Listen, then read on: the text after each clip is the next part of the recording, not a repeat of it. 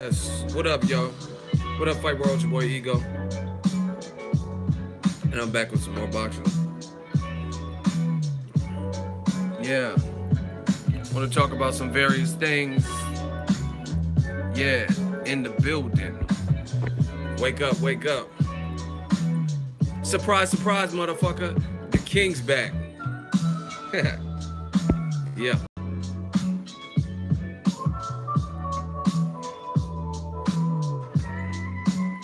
We just rocking, talking this boxing. Doom, doom, doom. Spaz, what's good? What up? Thank y'all for coming in, joining the live stream on this side.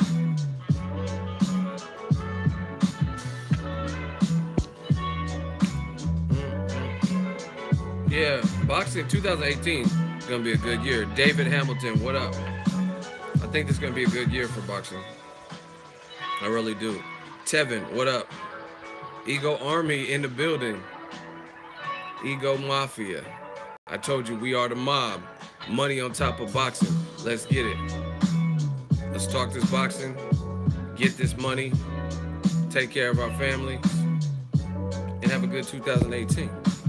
Gang shit, gang gang, on this side. Yeah, man. Early in the year, what y'all about to witness is street knowledge. The takeover. Shout out to Mark. The takeover, boxing takeover. We're gonna show you how to do it, man. Gang, notification. Notification, gang. Shout out to Cornelius.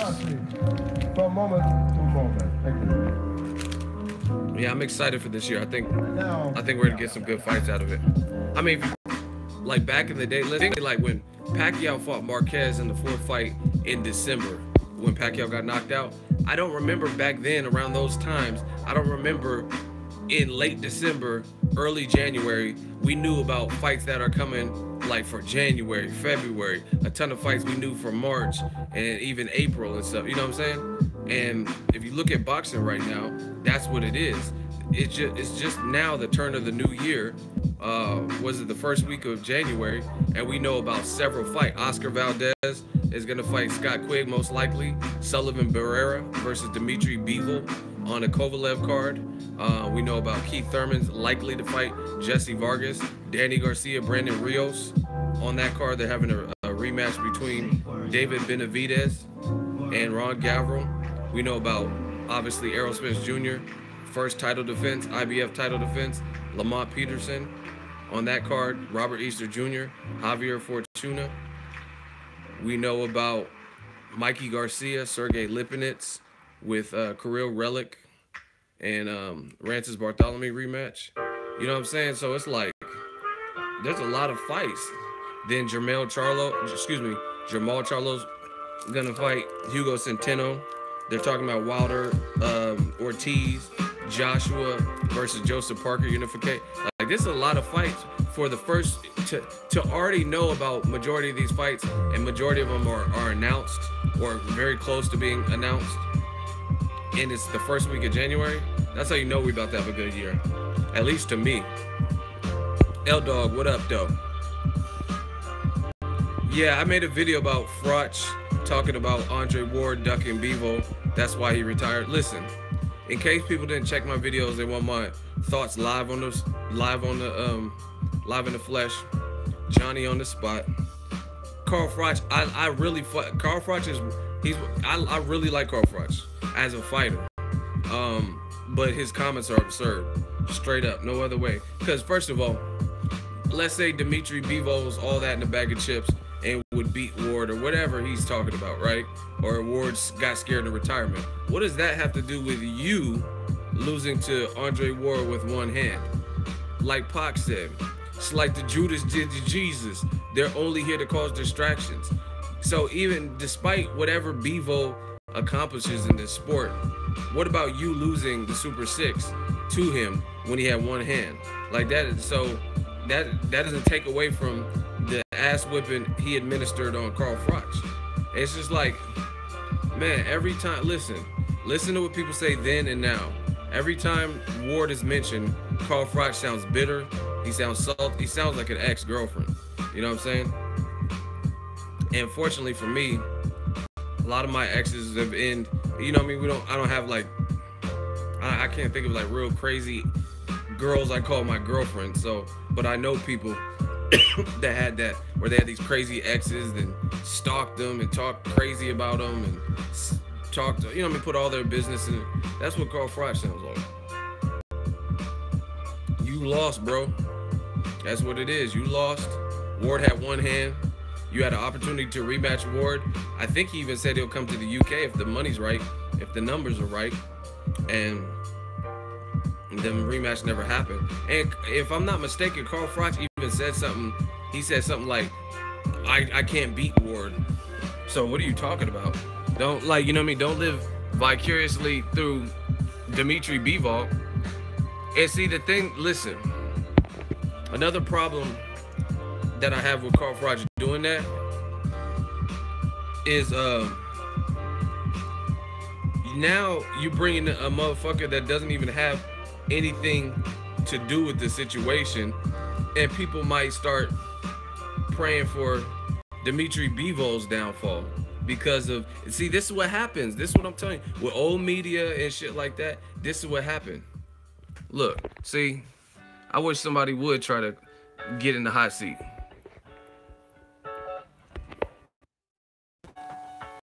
"2016, Andre Ward will never be beaten," says Froch. 2013, Carl Froch can't beat Andre Ward, but boxing still needs a rematch. That man said, he said he can't beat him. So, you know what I mean? That case closed. So don't live vicariously through Bivol and whatever he's able to accomplish, because you wasn't able to beat Andre Ward. You know what I'm saying? And like I said, this is the problem with old media. That's why you guys have me around, and you know what I'm saying, I'm Frank Castle, I'm the Punisher. Call me Young Credentials. We're gonna clean this game up, Punisher style. Right? Ego Castle. Because people don't even have a no one even, like, real, keep it all the way funky. Nobody even fucking knows Dimitri Bivol like that. Name 3 of his fights. Nobody even knows him. So instead of just saying, oh man, I heard about this kid and I know some people that spar with him, he's good. Nobody's even really like knows him like that. So at the end of the day, this is what old media does when they put these things out there like that. And then now some people might start thinking different towards Bivol, and he didn't even do this. Dimitri Bivol, he's been respectful. I never heard him say, oh, Andre Ward left boxing because of me. Sullivan Barrera, he said Sullivan Barrera's a good fighter. He gave props to Kovalev. So that's what I don't like when, listen, this is what old media does. They start putting their own opinions out and then name dropping and bringing up motherfuckers that don't have nothing to do with the equation. So now it's like some fans might want those people to lose. Like, damn, Bivol ain't even beat Sullivan Barrera, and you already give him this type of praise and saying Ward ducked him. You know what I mean? ESPN is saying Lomachenko would beat Floyd Mayweather, who's retired. You know what I'm saying? And then that's why when some people maybe don't want to see Lomachenko succeed or they want to see him tested, these are the reasons why. It's old media. They keep throwing things out there like that. You know what I mean? Instead of just letting Lomachenko do what he does, if he makes everybody, for his next 30 fights, if he makes them quit, let's see it. You know what I'm saying? Dimitri Bivol, if he goes and he's the top of the division, let's see it. Like, that's cool. These motherfuckers got like 11 and 12 fights. One guy got a loss, and they already get revered as like, not even just the best of their division, they get revered as the best historically and shit. We're not doing that. You got to show me. I ain't never seen any fighter, from Pacquiao to Roy Jones to Roberto Duran, Julio Cesar Chavez Sr., Prince Nassim, Floyd, from all of my favorite fighters, Muhammad Ali, I ain't never seen a man in 12 fights and I told you he was unbeatable. You know what I'm saying? And he was the best in history. I have literally never done that. James Toney's one of my favorite fighters. I didn't watch 12 James Toney fights and then just say, oh. So, you know what I mean? That's what people, we're going to get to the roll call. But that's what people are talking about when people say hype jobs. It's not even the fact that these guys are all hype in terms of they're not good at all or they're bums, but they get hyped up to the point where it is almost impossible to live up to the old media expectation that they've set forth for these fighters. Like, you know what I mean? Like, we'll use Andre Ward since Carl Froch brought him up. Andre Ward, they said, oh, you did your business at 168. Why you staying in a weak division? Even though the division wasn't that weak by the time he got the Rock Nation deal and he had the legal issue resolved, rest in peace to Dan Goosen, right? By the time that was all over, there are new players in the division. James DeGale, Badu Jack was there at the time, and Gilberto Ramirez. Ward could have easily fought any of those three guys, and those would all be acceptable fights, and Ward would probably be the favorite in any of those fights because he's more accomplished than all of those guys, right? They say, why are you staying at 168? You're scared of Kovalev. The man moved up. He said, I know what my body needs. Give me 2 tune-ups. I'll fight Kovalev within my 3 fight as part of this new HBO deal. He fights Kovalev. Rocky fight. People had it different ways. He thinks he could have did better on his performance. Gave Kovalev an immediate rematch. Beat his ass worse. Was more mobile. Fought in pocket. Gave Kovalev all kinds of different looks that he didn't necessarily give him in the first fight. Stops Kovalev. So what happened to Kovalev being the Crusher? And why is the Crusher, the fans of the Crusher, I guess, and even Crusher, because I was at the fight, why is the bully and the Crusher crying about I'm being low blowed and this man is fouling me? He literally said, Kovalev literally said, if Ward tries to clinch me too much, I'll break his fucking arm or something like that. But, oh, it's the low blows. He couldn't take it. The low blows, even though they were belt line shots at best. You know what I mean? So first it was Kovalev. Then they said, oh, Ward's mandatory is going to be Artur Beterbiev. And then we watched Artur Beterbiev on that top-ranked Fresno card, and Beterbiev got an IBF title, and he didn't even look good in that fight. He went 11 rounds with a guy who's really unknown, and Beterbiev didn't look like he looked versus Tavor's Cloud and shit. So then they before Beterbiev, it was Shabransky. Oh, Shabransky. And then a guy that Ward beats, Sullivan Barrera. Sullivan Barrera knocks out Shabransky. And then Kovalev knocks him out even quicker. You know what I'm saying? So 2 guys Ward beat this Shabransky.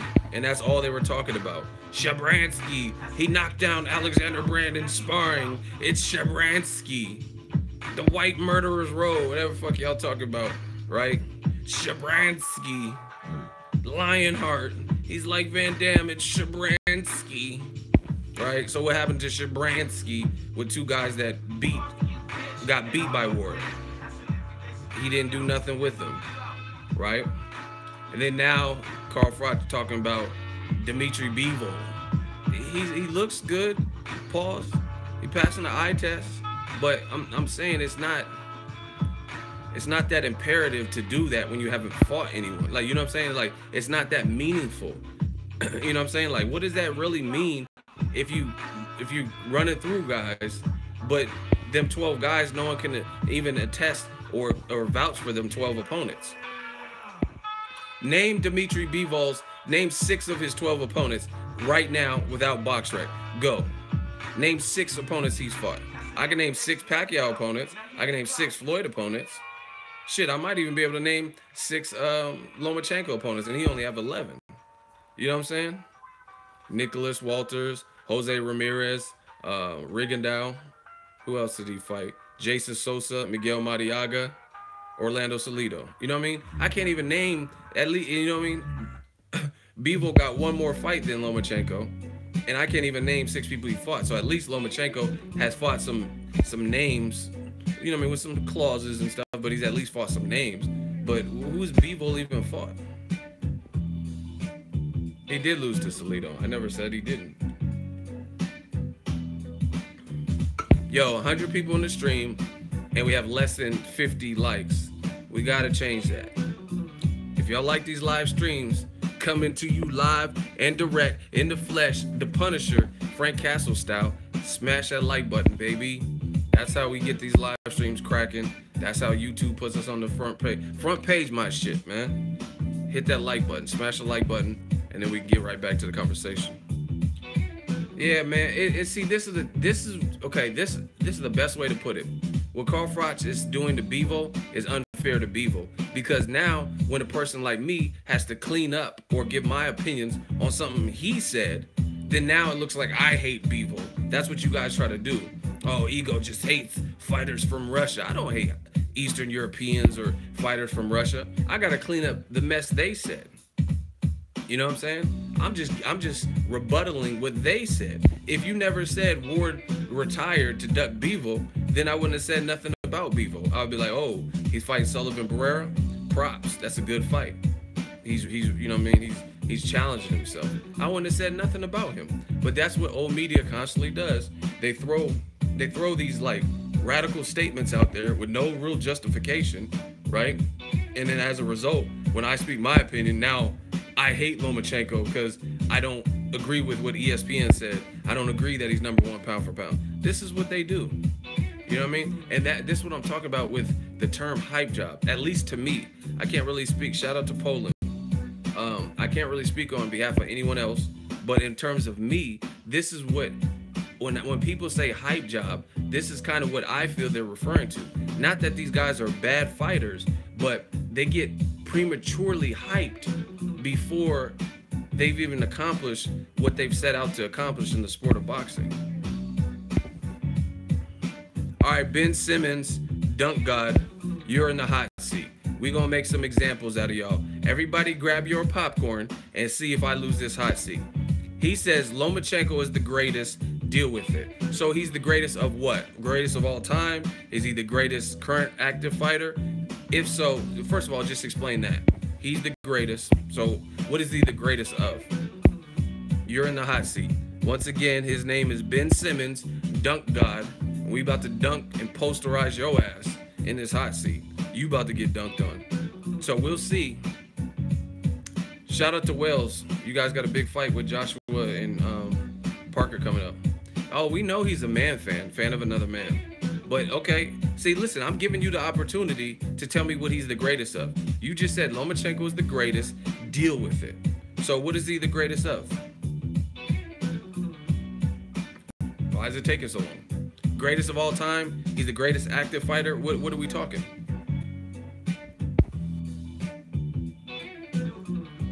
See, I'm giving him the opportunity to speak. They say okay, he's the greatest of all time. You know you done fucked up. You know you done fucked up, right? So how is he, explain how he's accomplished more than Pacquiao, Floyd, and Roy Jones? You know what I mean? Because those are all-time greats to me. So what has Lomachenko done in 11 pro fights where he is now the greatest of all time? And what has he done more than Pacquiao, Mayweather, and Roy Jones? This shit is easy. Y'all go see a body.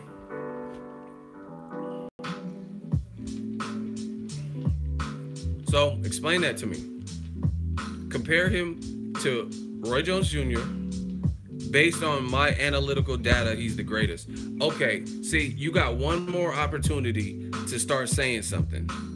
He beat Rigo. Okay, Roy Jones would have beat Rigo too. And Floyd Mayweather probably would have beat him too. And Pacquiao. You know what I'm saying? So what are you talking about? You got one more. Y'all want to see a dead body? You got one more time to explain. You said based on your analytical data. So what does that consist of? So Roy, okay, you're out of here. So Roy Jones would lose to Rigondeaux. That's what you're telling me? Even though he fought at like 54. Please just say yes. Would Roy Jones lose to Rigondeaux? That's what you're saying. All right, you're just talking shit. He's gonna beat Mikey according to my data. According to my data, you're blocked L. You got a fucking vicious L. Man, we had now early 2018 L's. See, this is the type of trash I have to deal with. People always want to interrupt the stream. Oh, why is Ego? This is what they do. The hot seats get so infamous. I love it. I love it. People who got blocked are now crying about, oh, Ego, if he doesn't like your opinion, he's gonna block you. Yeah, that's it. That's the name of the game. If I have a difference of opinion, I'm just gonna block you. Listen, the funny thing is this. If I have a difference of opinion, I'm asking you to explain your opinion. So it's not like I just block you arbitrarily. You have a chance in the hot seat while everyone, when the hot seat name is presented, people know it now. and their antennas are raised up, so they know to listen and look for this particular person's responses. He talking about, based on my data, Lomachenko is the greatest ever. Okay, what is that data? He'll beat Mikey. What is the data? See, you know what I'm saying? Like, this is funny to me. Anyway, this is what I'm talking about. And people get mad and they say, oh, you're targeting this fighter and that. I'm not targeting the fighters. I'm targeting the propaganda, the bullshit, old media. That's what I'm targeting. You know what I mean? Because they're the ones that are creating this hype. Like Carl Froch. He says Ward retired because of Bevo. Like I said, what does that have to do with Ward beating your ass? Nothing. Second of all, you had Chocolatito above Andre Ward. Carl Froch did on his pound for pound list, and Chocolatito's out here getting stopped by a guy who was really a Muay Thai fighter and then got into boxing with power, but it's kind of sloppy. You know what I'm saying? I like Rung Vasyl, but I'm just saying he's not super technical and crazy jab. And Chocolatito moves up in weight and can't even beat him. He can't even barely get past Carlos Cuadras. But you had Andre Ward behind Chocolatito. So like I said, everything Carl Froch says about Ward is ass. You know what I mean? Shout out to my dude Fred. He has an interview and he was like, oh, I don't really like to watch Ward fights. I don't fast forward many fights, but I fast forward Ward's fights because they're boring, and I like the Gotti Ward. Every fight's not no fucking Gotti Ward. Rest in peace to Arturo Gotti. That's already a stupid thing. You know what I'm saying? And why did everyone bring up Gotti Ward? Bring up Mayweather Gotti. Why don't y'all bring up that? That was a offensive display if I've ever seen one. Everyone brings up Gotti Ward because it was back and forth. Bring up that fucking Mayweather Gotti. You know what I'm saying? You heard? No one wants to bring up that. Floyd talked big shit to Gotti, and he backed up every word that he said. He said, if he keep talking, I'm gonna cut it to 3. And like, he was talking big shit to it. You know what I mean? But he's like, oh yeah, if you watch Ward fights and you support that, you're a Ward ass licker. Like, that's not, how's that fair? So you gotta be an ass licker to appreciate a skilled guy who represented your country. You know what I mean? Because Fred's an American, I'm American, you know what I'm saying? You gonna say something like that? So that's like saying, oh, if you like Frank Bruno, you're a Bruno ass licker because you like him or Lennox Lewis. Like, you know, why I gotta be all that? You know what I'm saying? Well, yeah, Ward ball licker ass, or whatever you said. Wow, that escalated quickly. Listen, let's get to 100 likes or better, and let's do a roll call. I like to know in my streams at the beginning and the end, I had that little rant. I want to know where y'all are from. City, state, zip, bang it out. I'll read it off. Let's get it. Where y'all at? Where y'all from? I am Cubana, but love Andre Ward, Floyd, Lara, Rigo, and Gamboa. Exactly. But according to Froch, you're an ass flicker if you like him. Shout out to Manchester, Roseville, Minnesota, New Orleans, Denmark, Decatur, Illinois, Atlanta, Chicago, South Egypt, wow, Newark, Chicago, Garfield Park Boxing, San Jose, Alabama, North Carolina, West Palm Beach, Florida, Florida, Sanford, Southampton, UK, Cleveland, Ohio, Philly, Southern Colorado, Auckland, New Zealand, Houston, Fullerton, California, Camden, New Jersey, Harrisburg, PA, Greeley, Colorado, Seattle, Washington, San Antonio, Des Moines, Iowa, Louisiana, Broussard, Memphis, Leesburg, Florida, Pennsylvania, Dallas, DC, UK, Washington, Montreal, Southern California, Escondido, Saudi Arabia, Belfast. Shout out to Belfast, man, Ireland. You do fucking none. Austin, Nebraska, KC, Missouri, Funky Town, Texas, Philly. Wow, Portugal, Los Gatos. Wow, I'm running out of breath. Netherlands. We got a full house today, people. We'll do another roll call at the end. Like I said, I just like to see where the boxing fans are. Shout out to Panama City, Panama.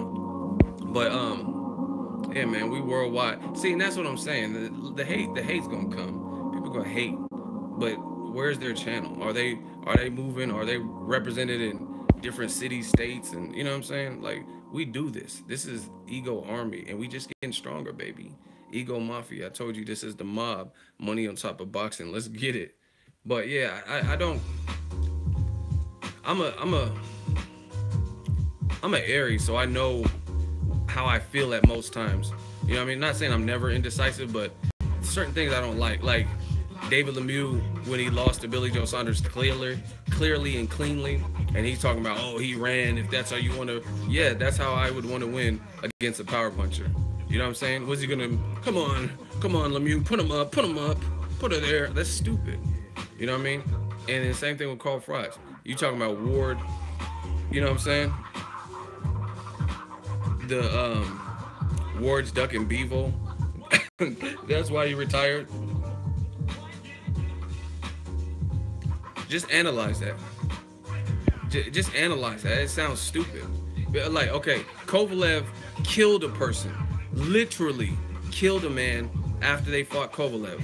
He has an amateur pedigree, and his record is like 30-0-1 at the time he fought Ward. And he was destroying Pascal, knocked down Chilimba, beat Nathan Cleverly's ass, right? Knocked out Ishmael Salak, Cedric Agnew, all these dudes, right?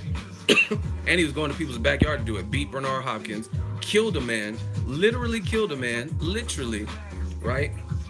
And he had triple the fights of a Bevo. And Ward still moved up, and within 3 fights, within his 3rd fight, he's fighting Kovalev. So explain to me how that makes sense, that a guy with a murder on his resume, a homicide, he caught him a body, right? Kovalev, and I'm not making light of it. That's an actual fact. That ain't no punchline. This is actual fact. Kovalev killed a person. Rest in peace to that opponent. You know what I'm saying? Kovalev literally killed a person, amateur pedigree, and he's a knockout artist who can box. Great jab. And Ward moved up to fight him, knowing he would have to fight him within 2-3 fights. But he's going to duck a guy with a 12-0, 10 knockout ratio that we don't really know much about. Bevo's never fought Bernard Hopkins. He ain't even beat Sullivan Barrera yet. So how would you even, where would you come to that conclusion? I mean, even Sullivan Barrera had more fights and was a knockout artist when Ward beat him undefeated. You know what I'm saying? So it just, those statements like that sound stupid. Like, I don't understand if people analyze it before they come out their mouth, and then, you know what I mean, the person interviewing them just typed it and they didn't really think it through, like, oh, hey, this doesn't really make sense. But yeah, Carl Froch sounds crazy saying that. And then on top of that, you talking about someone retired to duck somebody. Golovkin was on your line, and you was acting like, oh, I'm too big, too strong for him. And then you retired instead of fighting Golovkin. I would have loved to see Golovkin versus Froch. And to Triple G's credit and Tom Loeffler's credit, they said they would come up to 168. They said they would come up to 168 for Froch. So, you know what I mean? If you're going to talk about someone retiring to duck, what happened with that? Oh, too big, too strong. Too big, too strong for Golovkin. Too big, too strong. And then you, too big, I'm out of here and retire from the sport. These are facts, people. And I can pull it up right now. I dare somebody to test and say I'm lying. You'll be in the hot seat so fucking quick. You'll be like, oh shit, what happened to me? That hot seat happened. So how you gonna be like, oh, Ward retired to duck Bevo? And then Carl Froch actually said something about Golovkin, and he's like, oh, he hits like a mule. I wouldn't want to feel that. And then you talking about too big, too strong, and then you retired instead of fighting Golovkin. So explain that. Fuck this Bevo Ward shit. Explain that aspect. Too big, too strong, and then you retire.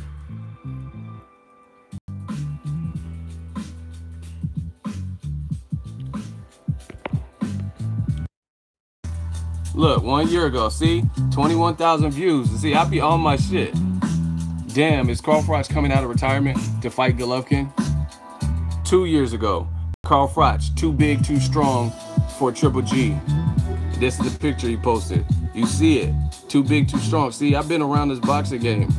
So why, two years ago, too big, too strong, and you never fought Golovkin and you dipped out? So you was flexing on the ground, but then you didn't fight Golovkin. But now you're talking about Ward retired because of Bevo?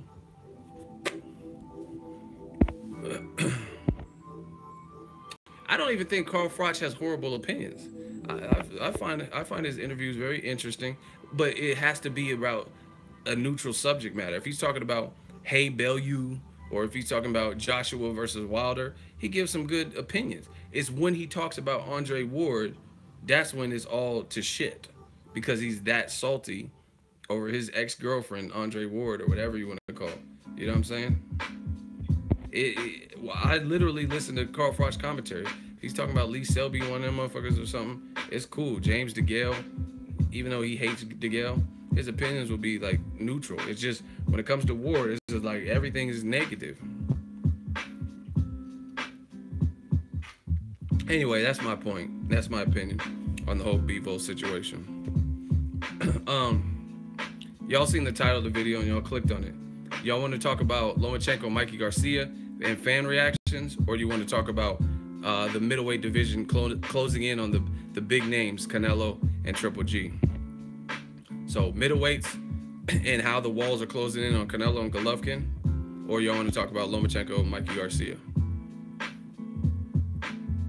What y'all want to talk about? Hurry. Whatever I see, that's what we're going to talk about. Damn, y'all are all over the place. No one's agreeing.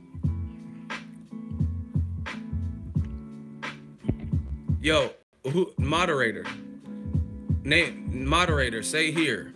If I have a moderator in the building, moderator, say here. Any moderator in the building right now listening, say here. All right, now the fans are all over the place. I let the fans pick it, but I can't get no good read because everyone's picking. So we got to give some of the privilege to the people who hold down the channel. So shout out to my moderator, DJ Yo 2. It's up to you. Do you want to talk? Do you want me to talk about Lomachenko versus Mikey Garcia potential fight, or do you want to talk about the middleweight division closing in on Canelo and Triple G? The moderator's picking because the fans are all over the place. Some of y'all want Mikey, some of y'all want middleweight. So I'm gonna let my moderator pick because they be holding it down anyway. So DJ Yo, it's up to you. You get to control the flow of what happens next.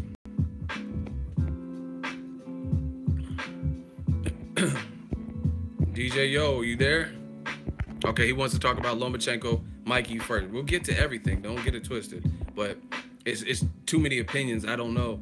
People, Mikey, Loma, middleweight, Mikey, Loma, like it's just too much. So I let my moderator pick because they be holding it down. So I'm gonna start doing that for like tiebreaker stuff. I'll probably have moderators, like, since they have the power, you know what I mean, they're holding it down with me. I'm gonna let them pick. Shout out to the we got a $5 super chat from Dalton Judge. He said Froch is a salty hater who can't accept the fact that he got washed with one hand. Loma too small for Mikey. Yeah, man. Froch, I don't know. And see, that's not a good look for a dude. You know what I'm saying? It's not a good look to be that salty. Just take your L. It's not the end of the world. See, since you put that comment, I'm gonna show y'all. See, this new media, we about different shit. Ego Army, we the gang. I don't just talk about it. I be about it. This is Andre Ward's hand after the Froch fight, right? And then this is his other hand. Do y'all see a difference? And this is how that man Ward beat Froch. Here, let me level it. Do you see a difference with his two hands? And under this condition, with a fractured hand, Dre beat Carl Froch, and he's still salty. Look at that hand. It's clearly not. There's something wrong with it. Clearly, you can't even see the indentations and the definition on the knuckles. Versus that one looks hella small. This looks like a cow udder. You know what I mean? A starfish or some shit. Starfish from SpongeBob. See? Look, I got that in the vault because I know I'm ready for the fuck shit. Andre Ward fractured hand, Carl Froch fight. This is an actual photo. So, and this is how the man, someone said Fat Albert hands. Yeah, he got that cow udder looking. And this is how I know Andre Ward can box his ass off. You know what I'm saying? Because he won against a guy as good as Carl. I rate Carl Froch. I think he's a Hall of Famer. He beat him with one hand. And Carl Froch, listen, you know when people don't want a rematch. You know when the loser don't want a rematch. Juan Manuel Marquez, he didn't. People, oh, Floyd beat Marquez because he outweighed him. Why didn't Marquez ever try to get some? Why didn't Marquez ever try to rematch Floyd? Because he knew what would happen. You know what I mean? He knew what would happen. He wasn't trying to see no rematch. Yet you notice Marquez's ass was pushing for them them Pacquiao rematches. You know that. So what does that show you? Marquez was wearing I beat Pacquiao twice t-shirts and shit. Why didn't he make a I beat Floyd Mayweather shirt? Because he knew he got his ass beat by Floyd. And y'all, oh, it's because Floyd outweighed him coming off a 2-year layoff. Then why didn't he ever push for a rematch like he was pushing for them Pacquiao rematches? Someone said Sherman Clumphand. That's funny. Y'all funny. Now my moderator pick, he said he wants to talk about Lomachenko, Mikey Garcia. Listen, if you guys really been rocking with me for a while, I used to do this segment on the channel. Here's what they think about you. Here's what they think about you.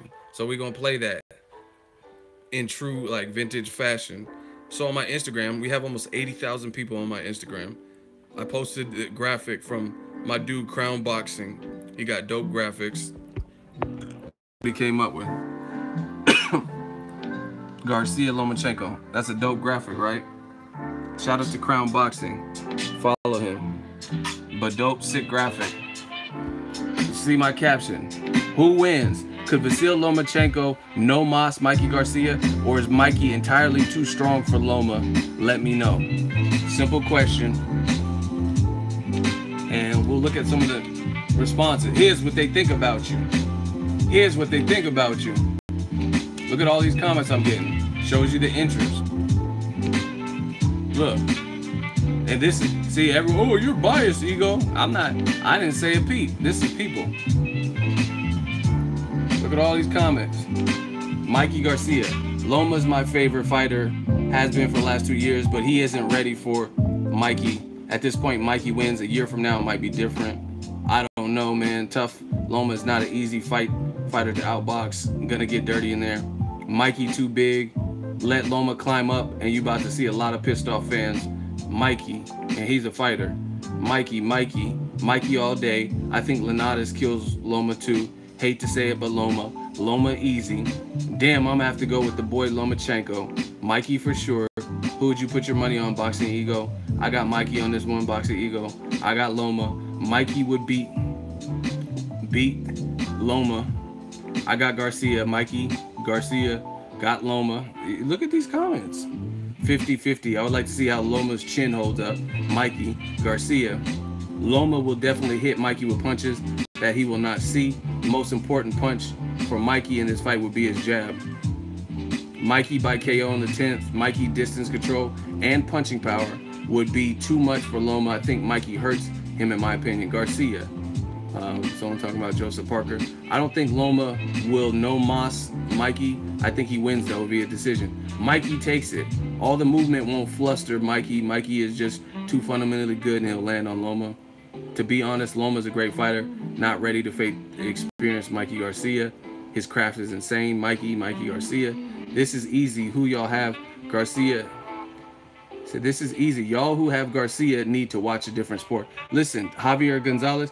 People who say comments like this, I always think of them as immediately casuals, because this is a 50-50 fight, and you're going to say, LOL, this is easy. If you have Garcia winning, you need to watch a different sport. It's not even that serious. You can make a strong argument for Loma or Mikey Garcia, to be honest. So when you sound that definitive, most of the time you ain't really die hard with it, to me. Mikey all day. I'm a Mikey fan, but Loma UD. Mikey will walk Loma down, win by TKO. Mikey would win. Unbelievable how many people are saying Mikey here. I don't see what's so unbelievable. If you pick Loma or Mikey, I don't think it's unbelievable. Mikey would take the win. Someone said not that hard to believe. Level to this game. This is what I want to see. Look. Garcia stoppage. 50-50 to win. But I would like Mikey to win. Either way, Mikey ain't quitting. Garcia by KO if he hurts Loma in the early rounds. Miss Boxing Baby says Mikey all damn day. Loma. My mind says Loma, but I will root for Mikey like never before. I call it a draw. Mikey. At 135, Loma. Open topics boxing on YouTube. I don't know. Listen, y'all gotta stop telling me about you. I told y'all, if a YouTube channel is not more popping than my channel, if you don't have 100,000 or better, if you ain't making more money than me, don't tell me about them. Straight up. Mikey all day. Mikey got this one. Lomachenko fight for a damn title. Lomachenko is a difficult fighter and is creative, elusive, and odd angles to break down Mikey. Depends, doesn't gas out in late rounds. Loma all day, no more doubting him. Good fight. Look, you guys can go to it, man. It's a great fight. It's a great fight, people. I love the fight. You know what I mean? And see, this is what I'm saying. It's not about just Lomachenko moving up. It's about certain stylistic matchups that mean a damn, that we could really gauge where Lomachenko is at. Making guys quit, even the two-time gold medalist that's 2 divisions below you, beating up on Miguel Mariaga, a division below you, coming off a loss, shit like that. Those are cool, you know what I mean? Especially if they have a name, it's cool. But look at, like, let's say Terrence Crawford, right? Terrence Crawford cleaned out a whole division, captured every single belt, and now he's going up to a division of 47, 7 pounds higher, to most likely face strong guys. If you look at the top champions at 47, they're all strong, like physically strong. Errol Spencer's strong, Keith Thurman has power, and so does Jeff Horn. And Crawford is about that life, like, yo, you know what I mean? Line it up, right? So if Bob Arum's acting like, oh, I don't know if Loma or Crawford is pound for pound number 1, then why can we not see Lomachenko take some of these same gambles? You know what I mean? Even Mikey Garcia went up from 35 to 40 when he's a champion at 35 to fight Broner, a guy who has fights at 47, multiple fights, and has power. He sat Sean Porter down. And he's going up to fight Sergey Lipinets, which we don't know everything about Lipinets, but if you go look at his box record, he has like a 75 to 77% knockout ratio. You know what I mean? These are the types of things that show the fighter's true grit. You know what I mean? Jamal Charlo, he beat Julian J. Rock Williams, beat K9 Bunders at 54, and now he's calling out Canelo and Triple G. He's saying he lined it up with Danny Jacobs, Andre. See the pattern? Andre Ward, he moved up from 68, fought Sullivan Barrera, and fought Kovalev. Those are fights that will prove how good Andre Ward is, straight up. And they did. L-Dog from New Zealand, $5 super chat. If Loma makes Mikey quit, where would he be pound for pound? I favor Mikey to win the decision. Listen, I'm not doing a bunch of what ifs, because I don't like for me, you'll notice a pattern.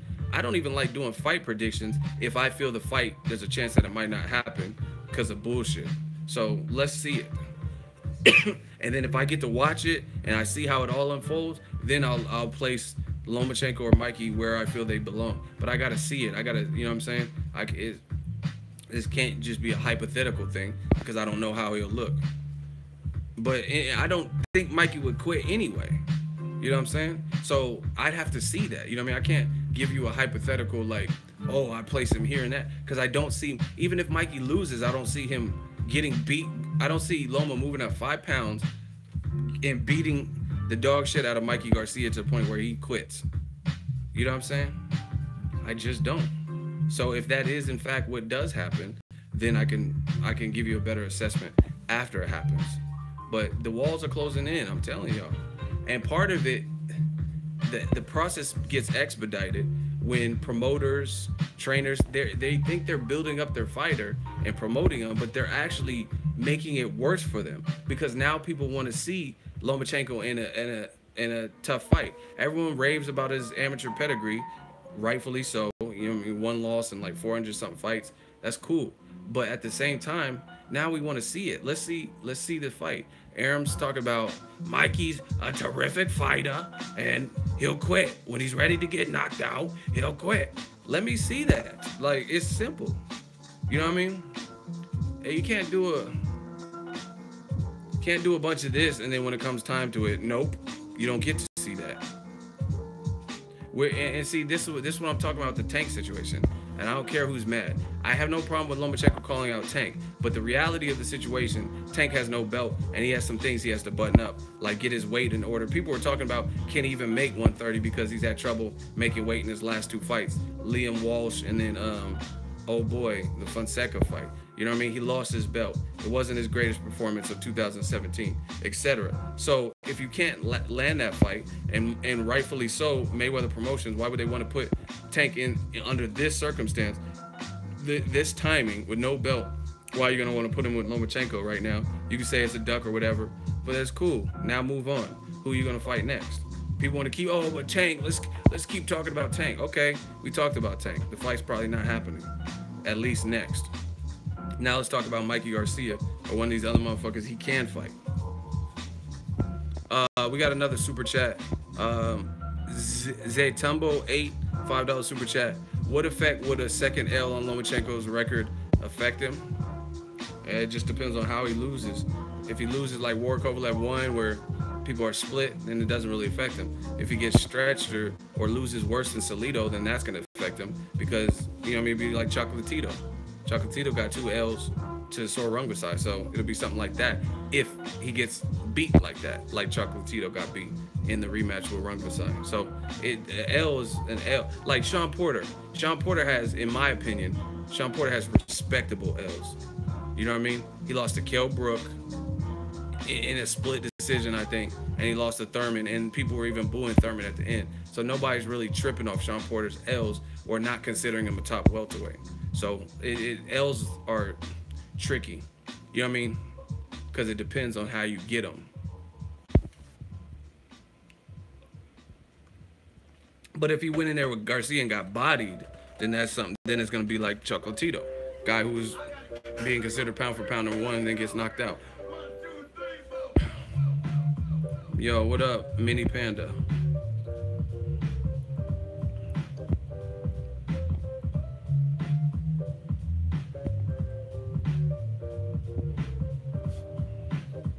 Listen, my thoughts are gonna stay the same. It's gonna be very interesting to see who Top Rank and Team Lomachenko put Vasyl Lomachenko in there with next. Point blank period. Because at this point, we know Lomachenko is good. We know if you're a C-, C+, B- fighter, shit like that, if you don't have certain intangibles, you're not beating him. We know that much. You know what I mean? But to see ultimately how dynamic he is as a fighter, fighters in wins like Jason Sosa and Miguel Mariaga, it's not really going to prove us much. That's not going to prove much to substantiate pound for pound claims. Like, you know what I'm saying? If he fights like I said, like a Jason Sosa or a Gamboa right now, that's not going to really move him up the line. Like, oh fuck.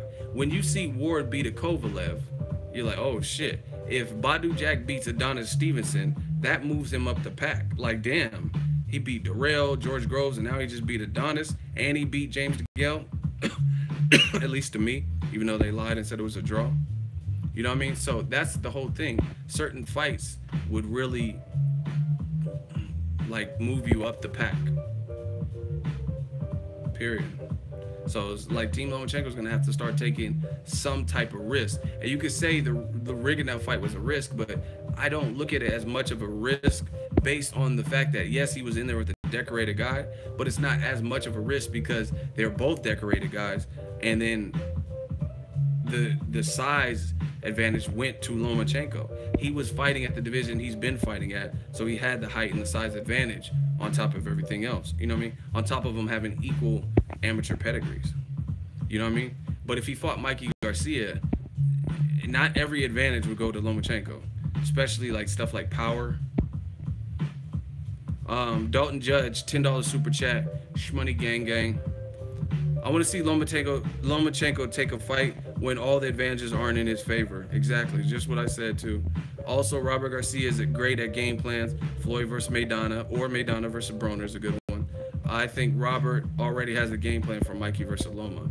Yeah, and honestly, Mikey, I was in New York for Mikey Garcia versus Adrian Broner. I thought Mikey. I didn't do a fight prediction on that fight. I thought Mikey could win. I told you it's hard for me to pick Broner because he's not consistent enough. So I don't know what the hell he's gonna do on fight night. So I didn't even do a fight prediction. I probably won't do fight predictions on Broner fights because I'll always end up looking dumb. You know what I mean? I'll say, oh, I don't think he'll win, and then he'll look spectacular or look good in the fight. Or I'll say, oh, I think he'll win, and then he doesn't even throw punches. So I probably won't be doing Broner prediction fights because it's just too. It's like a seismograph. It's like too all over the place. Like he's on Instagram and he just dropped a video to his new song Horses or something. So you know what I mean? I don't know what Broner is capable of at this point. But anyway, one thing I will say, even though I didn't do a prediction on it, I will say I knew Mikey had a chance to beat Broner, but I didn't think he would beat him in a one-sided fashion. You know what I mean? Like, see how honest I am? I'm being 100% honest. I didn't think it would be like one-sided where he would just be like really in control for most of the rounds.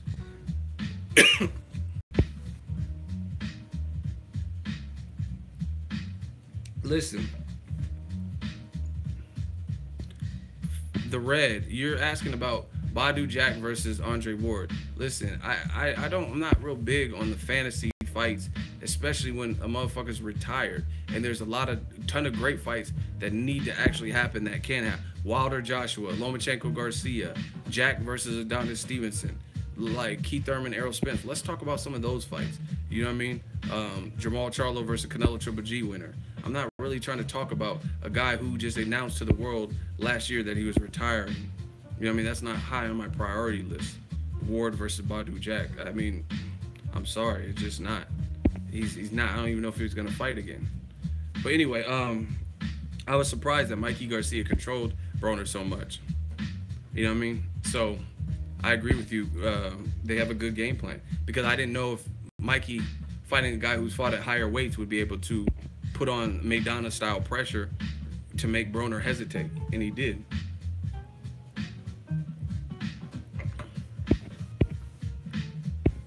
So that's just my thought. Garcia, Lomachenko, Garcia is a great fight. Great fight. And you see it. I mean, we have tons of comments on my Instagram, and people are all over the place. See, listen. That's what I'm saying. That's how you know it's a good fight, because if Lomachenko's fighting Mariaga or Jason Sosa, honestly, who was really picking, unless you're in camp with Jason Sosa or you know Miguel Mariaga, who really picked them to beat Lomachenko? You know what I'm saying? Who was really picking him?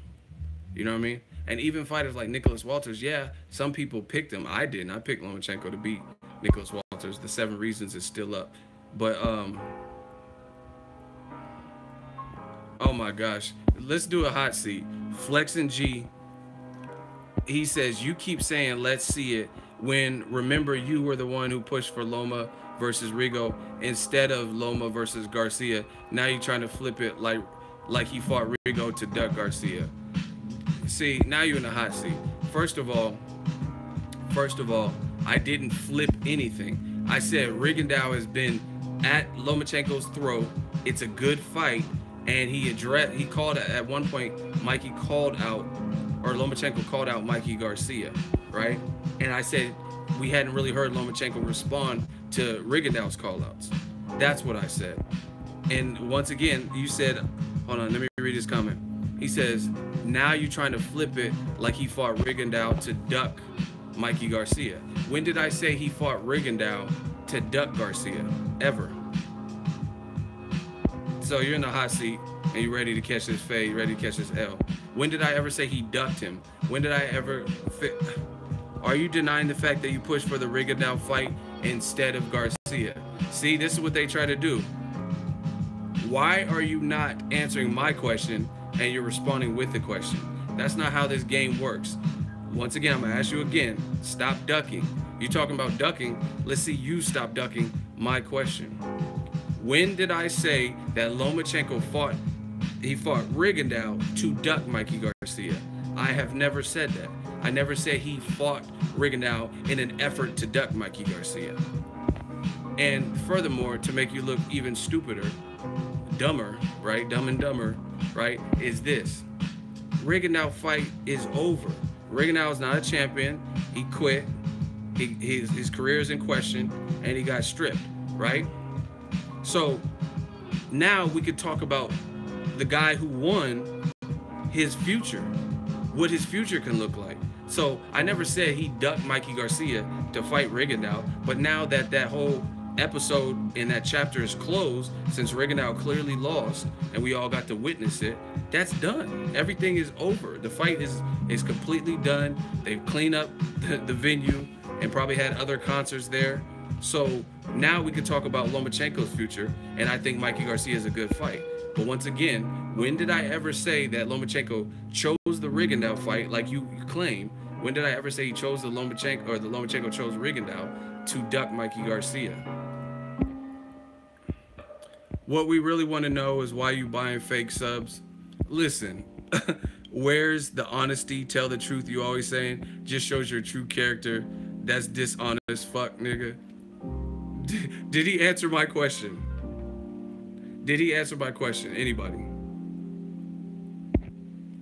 I'm asking him a question, and he's talking about buying fake subs. Listen, if you think I've traveled to New York 5 or 6 times to cover fights, traveled to Vegas a million times, traveled to Cincinnati and Omaha and Lincoln, stayed there for weeks on end, you know what I mean? I went to Terrence Crawford in August in Nebraska, stayed in Omaha, stayed in Lincoln, came back for 2 days, went out to Vegas and covered Mayweather-McGregor, came back for 2 weeks, and then covered Canelo versus Triple G in Vegas, knowing that I live in California. So if you think all of that stuff, I have no other job, anybody that knows me will know that.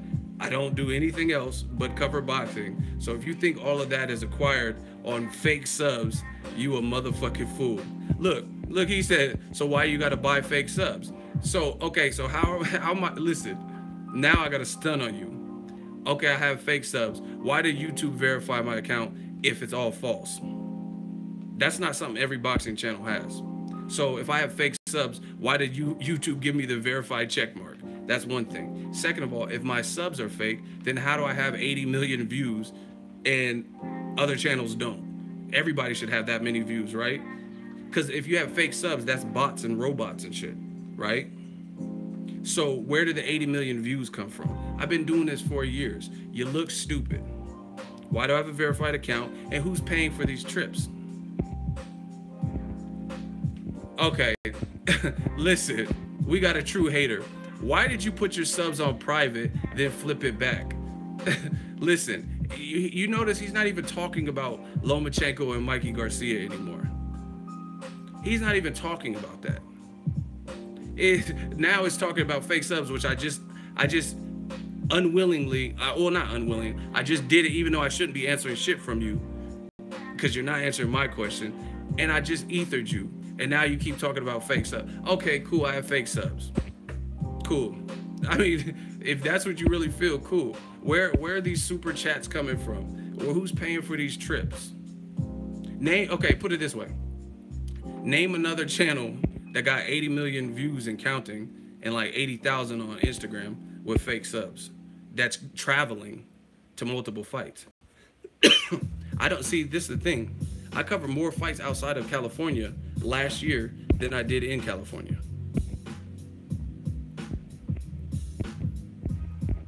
But anyway, you guys notice how he's not even talking about the subject. He's not even talking about Lomachenko and Mikey. It's about, why did you put your sub? Why do you care if I put my subs on private? Because I did do that. But why do you care? And actually, I did it to fuck with people like you, because y'all nosy, and I know y'all stalkers. But let's vote. If this man got the ultimate fade, put your L's up. We catching bodies, getting this money. This shit is funny. Hey, one of my shooters, get him the fuck out of here. Why did you buy fake subs? Like, really? Hold on. Now, hold on. Let me stun on you real quick. Hold on.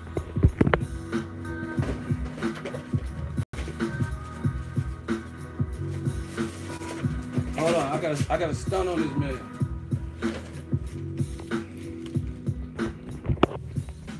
Name a hater that worked harder than me. Yo, look at these credentials. Who do you think paid for all of this? You ain't even trying to compare body counts. Look at all these. I told you, I'm young credentials. I have fake subs. Where do you think these came from? You ain't even trying to compare body counts at all. Canelo Golovkin. Mayweather McGregor. Who's buying this? War Kovalev 2. You ain't even trying to compare body counts. Wilder Stavern 2. Canelo Triple G 10. Like, get this man out of here. And see, this is the thing. I don't have someone sponsoring me or this and that. You getting flexed on, and you look dumb. So if fake subs get you this, name another person who's doing it, who's faking like me, dumbass. Get this man the fuck out of here. I'm young credentials. Hey, did someone block him? They talk about fake subs. See, I don't even have to show y'all the money. I'll just show you the credentials. Talking about fake subs. Oh, listen, if you just who got him out of here? Who got the dude out of here? Because I didn't see it. Who looked crazy? J-Dog, straight shooter. Listen, I'm gonna explain. See, this is how you know. This is how you know when motherfuckers is hating. Like I said, name somebody else that you suspect of having fake subs that's doing it like me. Exactly. Name some, like, who, the people who make videos dissing and shit like that, are they even covering fights? Are they traveling, leaving their vicinity? I catch flights. I'm young credentials. Frequent flyer miles. What are you talking about? Hey, who unbanned Flex G? DJ Yo, why would you unban him? He got ethered. DJ Yo, why did you unblock him? Jesse. Hey, don't unblock him. He just got blocked because he got L's. Why'd you unblock him? Jesse said, are you going to talk boxing? No. Go to another live stream. I'm stunting now. Because y'all talking this fake sub shit. If you don't want it, check back in later. Pop back in later. They always want to come for the throne. Listen. DJ Yo, why did you unblock dude? He has to be gone. Out of here. Because he's talking crazy. And see, he's not even talking about Mikey Garcia. How did we go from Mikey Garcia and then he was getting killed with that, and then he started talking about fake subs? This is what they do. Old media, shout out to J-Dog. Yeah, don't unblock people like that. Like, I don't know why. There's no reason to unban somebody. So I'm gonna start taking away moderator. If moderators aren't playing by the rules too, I'm gonna start taking away the privilege, because there was really no reason I can think of to unban him. He got drilled. I just stunted on him and proved him wrong, and then he got unbanned some kind of way. But anyway, like I said, people gonna hate. Comes with the territory. But it's funny, like this whole fake sub shit. Y'all know fake subs are like people pay for like robots or computers. So how does that account for the viewership? Why is YouTube verifying my account if it's all fake? Why are these paychecks chunky? Who's paying for my trips? You know what I'm saying? It just doesn't add up. Because if you have fake subs, you're doing it for the look. You know what I'm saying? It's like a girl stuffing her bra. That means you're really probably flat-chested and you want to give the look of having. But when you take that bra off, then you'll see that she's not as busty as it looks like. You know what I'm saying? So if you have fake subs, then the money ain't real. AKA going on all these trips. Who's paying for them? Anywho, let's talk about the middleweights. Y'all getting blasted in here, and I love it. The other part of the title was Canelo or Triple G. Someone said like Mace on Twitter or Instagram. Yeah, I heard about that. But see, this is the thing. You got to be a fucking fool. I've been doing this for 4 years. I wouldn't even be doing this if, like, to this degree, putting out so much content or whatever for some fake shit. I need to get paid. I need that scratch. I need that guap. You know what I'm saying? That doesn't even make sense, because if you're faking it, it's not. You're not gonna be able to travel to fights. You're not gonna be able to move and pay your bills. But anyway, that's that. Canelo Triple G. The reason why you see that in the title, I really think that 2018 is going to be great. The walls are closing in on the big stars at the middleweight division. Now you're starting to see some players emerge. Golovkin's surrounded. Y'all want me to explain? If y'all want me to explain, can I get a hell yeah?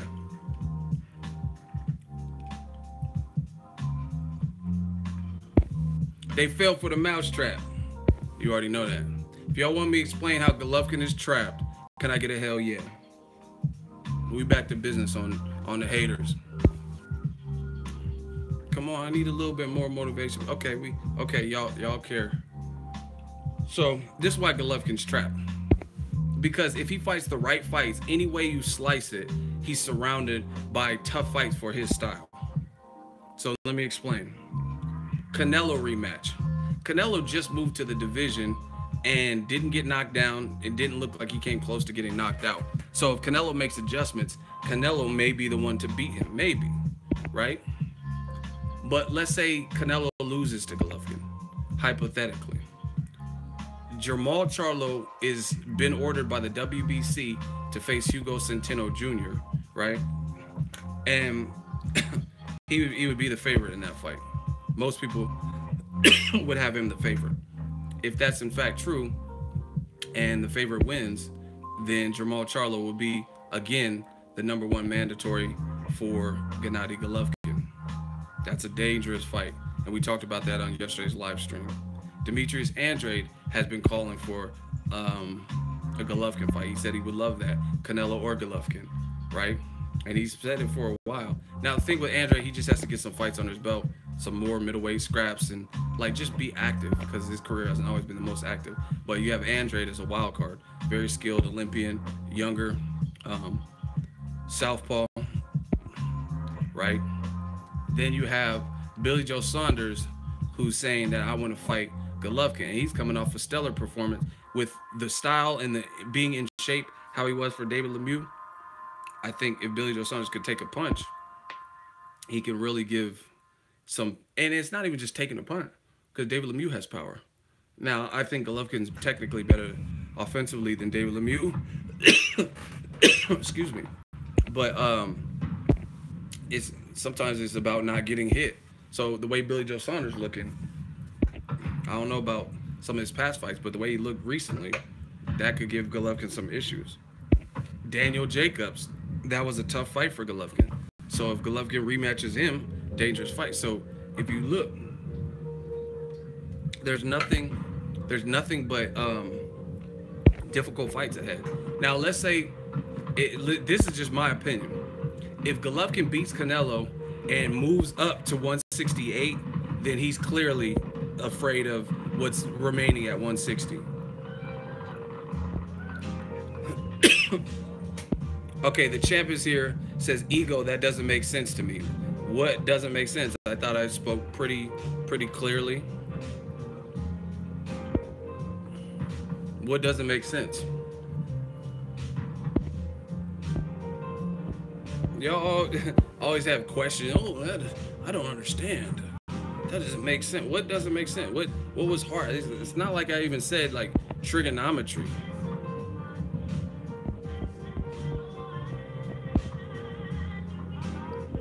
All right, big dog, you in the hot seat. You putting ha ha ha. All right, we got your ha ha ha in this hot seat. He says, but y'all been saying Triple G should move up. Ha ha ha ha. So ha ha ha, your ass in the hot seat, right? Now listen, I was one of the people that says if Golovkin can't capture great fights that show his worth at 160, because the division wasn't as popping at the time, yeah, he could look at 168, just like Lomachenko. So ha ha ha that. So you're making it sound like it's very hard to understand. It's very easy to understand. It's not about Golovkin moving up. It's about the timing.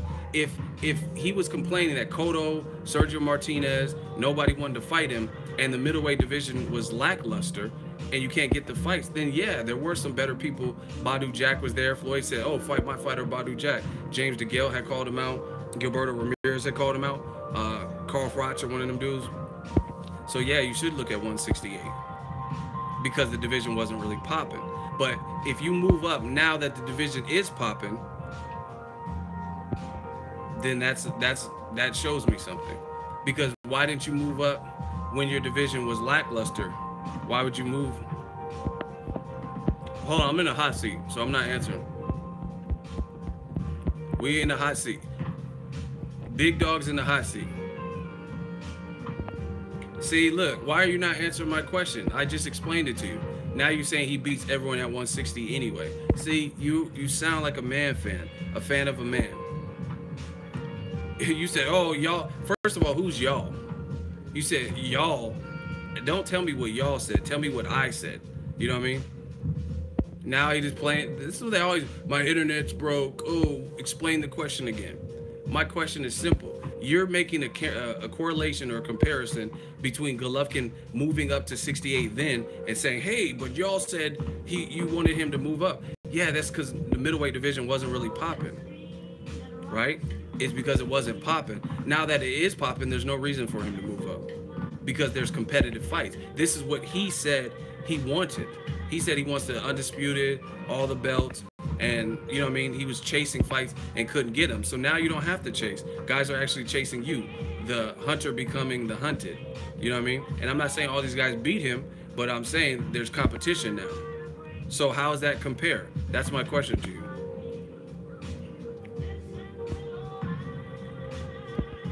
What about if he says he can't make 160 anymore? Listen, this is what they always do when they get bodied in the hot seat. Why do you keep asking me questions? And you said, hey, what's your question again? I re-explained to you my question to you, and now you're asking me questions, more questions. You see how you're losing, right? Because why don't you answer my question? That's my answer, dummy. We're gonna see who's the dummy when we get to this vote. So, your answer is, now all of a sudden, after 35, 36 years, he can't make middleweight now. So when the competition rises in his own division, he can't make the weight no more. Even though, see, we're going to see who's the dummy. He's getting older. Okay. But they also said, his own team said, oh yeah, Golovkin, he's a small middleweight. So what happened to Mr. Small Middleweight? He was a small middleweight, but now he has to go to super middleweight as a small middleweight. That's what his own team said. His own team said he's a small middleweight. But now you making some bullshit excuses when the competition, this is a man fan, people. I'm going to have to do, shout out to the Crocodile Hunter, rest in peace. That's a crikey. Right here, we have a man fan, a fan of a man. I just want you guys to know what a man fan looks like. So first of all, they say no one at 54 to 68 beats him. No one goes 12 rounds. Then his last two opponents went 12 rounds. For his last, ever since he stepped foot in America and before that, he's been making middleweight. But now when the competition in his division increases in talent level, right? Now all of a sudden he can't make the weight no more. You're creating your own logic. They said he was a small middleweight, but now you're making up some shit that they're not even saying. Let's vote. Get this motherfucker out of here. If he got crikey, if this man fan got body, put your L's up. You ain't no big dog, you a poodle.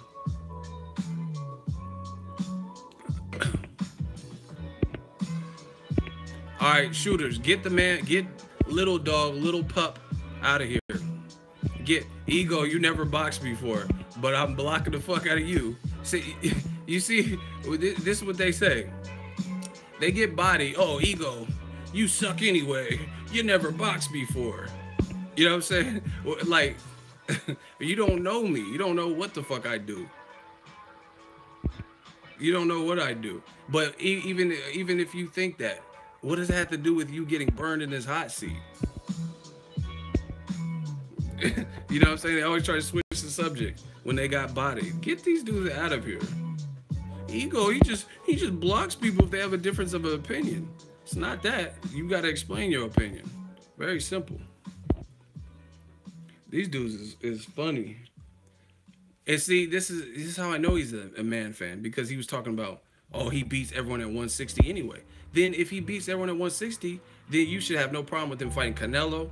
Then if he beats him, fight. Well, you said he'll beat him. So after he beats Canelo in a rematch, fight Jermall Charlo. But this is what they do. They're man fans, and they know it's not necessarily as easy as they're saying. So they don't want to see, oh, what has Jermall Charlo done? Who's he beat at middleweight to get this fight? And he doesn't sell. And listen, these man fans, they got like a book of excuses, like the book of Eli, but it's just like a book full of excuses. And they look, they're like, chapter 1, say he's boring, and then they look at Jermall Charlo, like, oh shit, he's knocking motherfuckers out. We can't use that. Okay, let me skip to chapter 2. That's it. Say he don't make no money. Say he can't sell and put asses in the seats, and my fighter's A side. That's what they do. I got it. He can't sell. I can't say he's boring. He can't sell. That's it. Chapter 4. Who is he beat? Let me add that on to it. Who has he beat? Since he got the middle, who is he beat? Tell me one person he beat. That's what they do. They just go through these book of excuses. You know what I mean? If they have a subtle style or defensive style or whatever, counterpuncher, throw on the boring shit. Oh, he's a runner. Oh, okay. You know you can't say Charlo's a runner. You know what I'm saying? You can't say he's boring because he's been knocking people out. So you go on to the next chapter. He don't put asses in the seat. That's it. I'm going to say he don't put no asses in the seat, can't sell no tickets. He was on PBC. He only sold 6,000 tickets. Golovkin and Canelo, they did way better than that. This is what they do. But again, if you're so, like Master P, bout it, you so bout it. If you so bout it, you just said Golovkin beats everyone at middleweight. What are you so afraid of? In the words of Drake, what am I so afraid of? Like, what are you so afraid of? You just said Golovkin will easily beat everyone at middleweight, so put him in there with Charlo. You know what I'm saying? Chapter 6. Oh, he's pricing himself out. Charlo wants too much money. It's phenomenal. So like I said, there's a full court press on Golovkin, and we'll see where he ends up. If he's the best, he's the best. But any way you slice it, if he fights, unless he pulls out, like, you know what I'm saying? Like a Lomachenko or somebody who's, you know what I mean, cool, but ain't really proving it, or Spike O'Sullivan or some shit, then if he's not fighting those types of fights, everyone around him is straight killers or difficult styles. Guess who's back? What does that mean?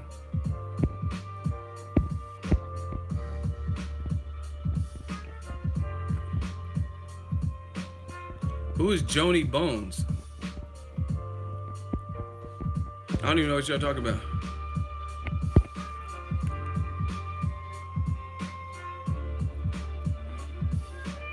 Listen, this is the worst part about these man fans. Oh, I thought there was someone in the comments saying John Jones is good now. Oh, wow. But listen, this is what's worse. They talk the big shit about this fighter will sleep this person and beat so-and-so's ass and easily body him, but they don't want the fight. Explain that. Explain that. How does that... You just said Triple G beats everyone. I'm just saying, let's see it. Those are good fights. All the Billy Joe Saunders, Andre, Jermall Charlo, Jacobs rematch, Canelo rematch, those are all good. But like I said, they know in their heart they don't believe, and they don't firmly believe what they say. You know what I'm saying? They don't believe it like they put it in the comment section. And they know it's... They know things that have a chance of becoming a reality. They know it's like, it's crunch time. So now that's when they get, it's like when it becomes more real, that's when they panic more. You know what I'm saying? What's hypocritical?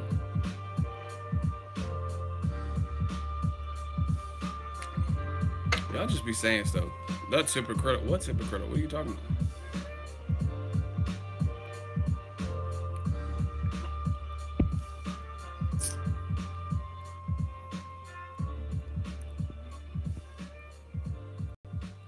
You need to blame yourself. You need to blame yourself, or actually you need to blame the school you went to for not being able to explain yourself. What are you talking about? I need to blame myself. Doesn't even make sense. Blame myself for what? You blame yourself. What? What does that even mean? Anyway, but and it's really the same thing goes for Canelo. Golovkin is a difficult fight. I mean, the first fight was super tough. If he wins, he's probably not going to accept the WBC belt, so maybe he doesn't have to fight Jermall Charlo. But people are going to want to see him fight Billy Joe Saunders, which is a difficult style. The way Saunders looked versus Lemieux, that's difficult for Canelo. Danny Jacobs is definitely difficult because his length and size and power. You know what I'm saying? Andrade, he didn't fight. There's a reason Canelo didn't fight Andrade at 54. So, I mean, it's just difficult fights all the way around for both of them. And the reason I'm saying them particularly, not saying Jacobs ain't a threat to Charlo and all that, but we know the big names are the ones that people are gunning for. And the people with the belt, you know what I'm saying? So that's why I'm not saying Charlo is a difficult fight for Jacobs, vice versa. But people are gunning for the big names and the guys with belts. And if Canelo and Triple G fight, they'll have a majority of the belt, and Billy Joe Saunders has the other. So that's why I'm using Canelo and Triple G, saying it's closing in on them because they're the biggest names with belts, or whoever wins. Y'all talking about, oh, that doesn't make sense. I think it makes perfect sense.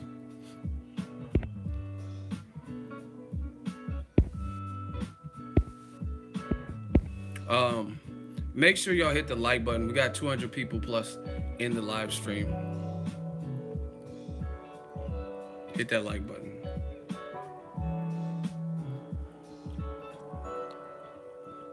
Who do y'all think will be the first person to beat Golovkin, or nobody will beat Golovkin? What fighter will be the first person to beat him? Like, what fighter do you really see beating him, or do you think nobody can beat him? Canelo? Canelo got a chance for sure. I'm picking Canelo in the rematch.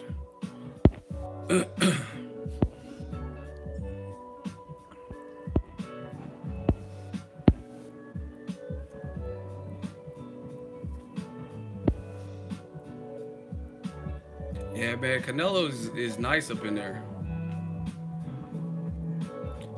And like, see, I'm picking Canelo in the rematch. And I don't really see it changing unless I see something in their training camp that looks suspect or something when they're training. But I think Canelo just has the better skills. Golovkin is good at what he does, but it's kind of the same. It's like the same MO, you know what I mean? So when you add a person who's more dynamic, then you have more things you can do, you know what I'm saying? Yeah, I mean, to Golovkin's credit, he doesn't put himself in this predicament, but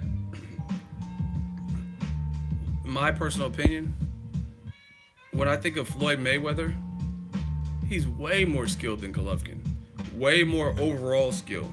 Golovkin has a lot of skills offensively, you know what I mean? But if we look at a complete fighter, Floyd all day. Like, because this is the thing, I've seen Floyd fight various styles and look the same no matter who he was fighting, you know what I'm saying? Figure out no matter who he was fighting, make adjustments no matter who he was fighting. Things like fighting on the ropes. Like I said, to Golovkin's credit, maybe that's one of his weaknesses, so he doesn't put himself in there. Who's crazy? This is to Washam. Who's crazy? Please say my name. Say my name like Destiny's Child. Who's crazy? Please say me so I can put you in this hot seat. Who is crazy? Who is crazy? Washam. Where you at, though? Who's crazy?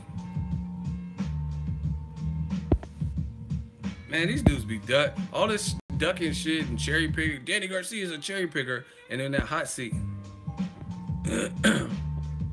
All right, you in the hot seat.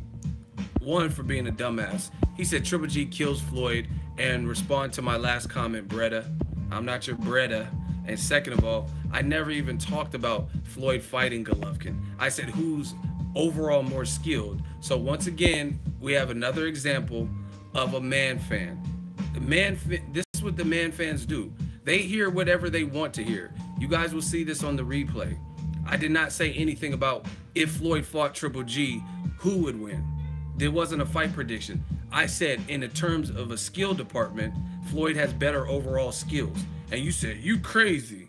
So actually, you crazy, because you got earwax in your ear and you heard some shit that I didn't even say. I never gave a fight prediction for Floyd Golovkin. You know what I mean? I said who has more overall skill. And you destroyed Rigondeaux's career. Okay, you sound stupid. Let's just vote. Let's just vote. These dudes, like, now people, just for like 2 seconds of fame, I'm gonna give them their 2 seconds. You ain't talking about shit. Let's vote. If he got an L, just put your L's up so we can demolish him real quick. I destroyed Rigondeaux's career, and I'm Rigondeaux's handler all of a sudden. So much emotion in this game. Damn, he gave himself a L. Hey, shooters, get him out of here. His name is Washam. He gave himself a L. That's an automatic L. He gave himself a L. You know what I mean? See, and this is the thing with the hot seat. Y'all can troll and say some stupid shit that you know is stupid, but if it's too stupid, we're not even going to go the 3 rounds and 3 responses and shit. When you keep saying dumb shit, like, we got to get you out of here. He said, I destroy Rigondeaux's career. Oh yeah, I'm in charge of Rigondeaux's career. But this is what they do. This is what old media does. Like, if a fighter they think you like loses, oh, your boy quit. Why is he my boy? Because I pushed for the fight because I want to see it because I'm a boxing fan. I like Rigondeaux.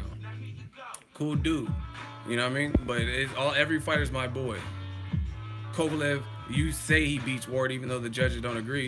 Your boy Ward, you know what I mean? Everyone's your boy. Listen, you guys do, it's an open stream until you get opened up in the hot seat. You don't have to ask me permission to ask a question. You guys, it's a free flowing. You see tons of people asking questions. Someone's like, Ego, can I ask you a question? I'm not even trolling. I mean, just ask. If I see it, then I'll try to get to it. You know what I mean? You don't have to ask, get permission slips and shit. It's a stream. Can we get to a 200 likes, please? Man, smash the like button. We working. Elvis says, I don't think Canelo has the power to hurt Triple G. Canelo hit Triple G flesh and he kept coming.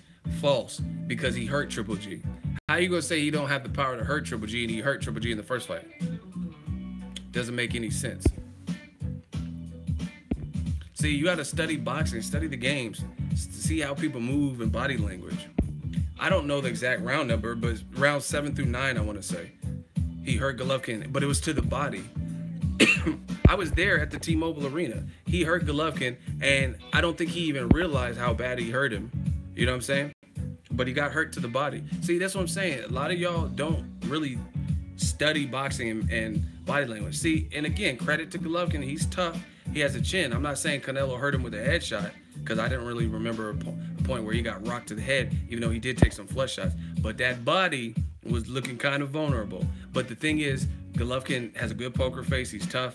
And, you know what I mean? He's not going to just sit down and lay down. And, you know what I mean? Not everyone responds to a body shot like Keith Thurman versus Luis Collazo, where they're going to run around the ring to, you know what I mean, gauge or create space or whatever. But he was hurt to the body. You guys got to study the game. Talking about, oh, Canelo can't hurt him. There's more what? Brandon Rios don't really get hurt to the head either. I mean, actually, I think Mike Alvarado. See, I know my boxing. Mike Alvarado, I think, hurt him with a headshot in the rematch. But more often than not, he takes people's headshots pretty well. But what did Tim Bradley do? Chop that tree down. Bradley's not even a big puncher like that. Not even a big puncher like that. And he stopped Rios to the body. So, y'all, there's more, like Pac says, there's more than one way to skin a cat. There's more than one way to shoot a gat. When I'm through, everybody cry. On this side, you know what I mean? More than one way to skin a cat. Golovkin got a chin, go to that body, dip to that body.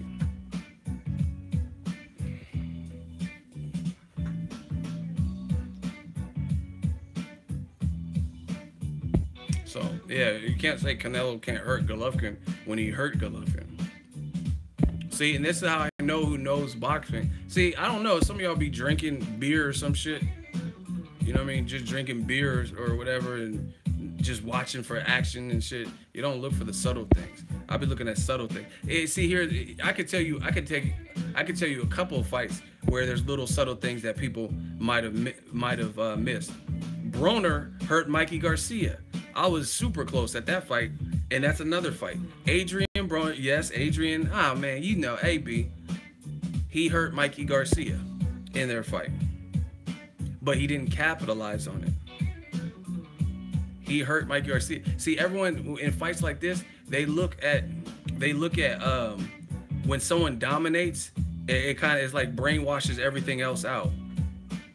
Broner hurt in one of them late rounds. He hurt Mikey Garcia, but again, Mikey Garcia he ain't no punk. He just wasn't throwing enough punches. He didn't follow up with nothing. You know what I'm saying? Broner hurt Mikey Garcia. Here's another example. My dude Willie Nelson hurt Demetrius Andrade. Now, if you look at the fight in its entirety, Andrade, like, you know what I mean, tore Willie Nelson up and beat him pretty dominantly. But in one, I think it might have been an uppercut. Demetrius Andrade got hurt by Willie Nelson in that fight. But see, that's what I'm saying. People get brainwashed because Andrade did so well, or Mikey Garcia did so well through majority of the fight and controlled it, that they don't look for little stuff like that. They don't look. See, shout out to Robert. See, this is why I fuck with y'all. He said an uppercut in the third round. I was going to say the second or third. So he knows exactly what I'm talking about. Andre got hurt. I think Willie Nelson's back might have been on the ropes. See, I watched my shit, man. And his back might have been on the ropes. He shot an uppercut, and then Andre got hurt. But if you look at the entirety of his performance, like, Andre did his shit. So people don't necessarily catch that. You know what I mean? And Crawford definitely was hurt by Gamboa. Definitely got hurt by Gamboa. That one was a little bit more obvious. I'm talking about some of the other ones where it's not obvious. Crawford was obviously hurt. You know what I mean? Mosley rocking Floyd, he was obviously hurt. I'm talking about the subtle things. Actually, I think Canelo even hurt Edeslandi Lara. I thought Lara won by a small margin, but I think he was hurting him to the body.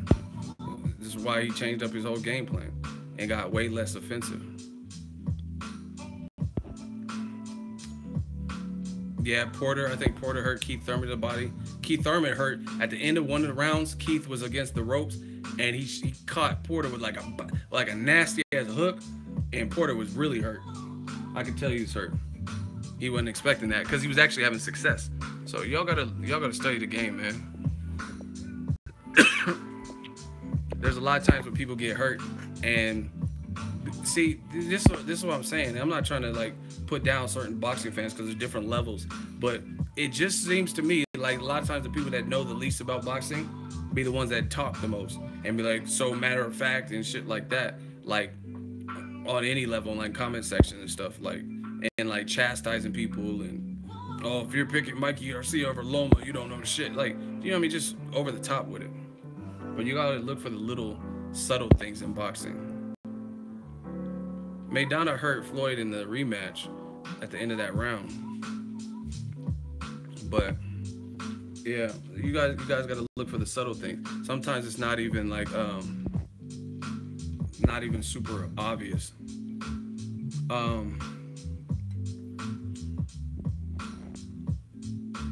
Yeah, and see, that's the other thing.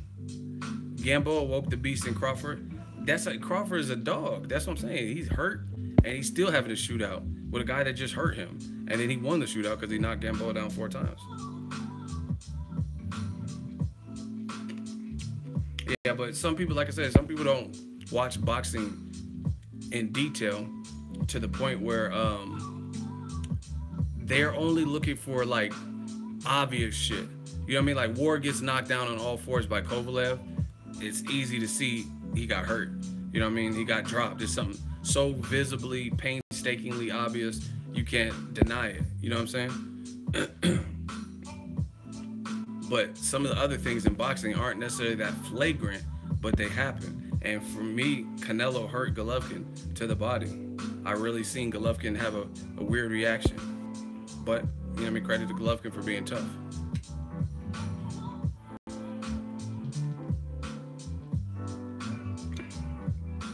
And see, this is what people people want to look at these fighters like the Justice League or some shit, like they're superheroes. It's okay to get hurt.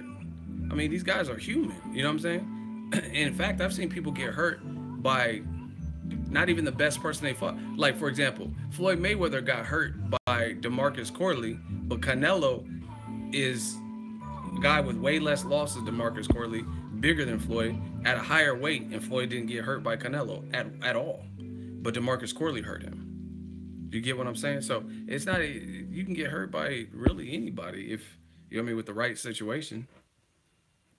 You know what I mean? Danny Garcia never really hurt Keith Thurman like that.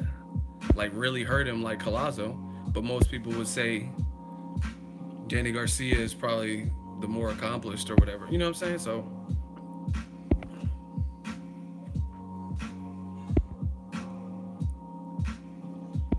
y'all arguing in the comment section. Y'all funny.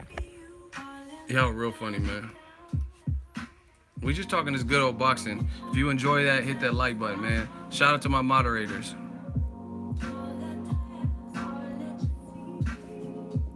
My moderators holding shit down. Yeah, y'all gotta look for it. Read in between the lines.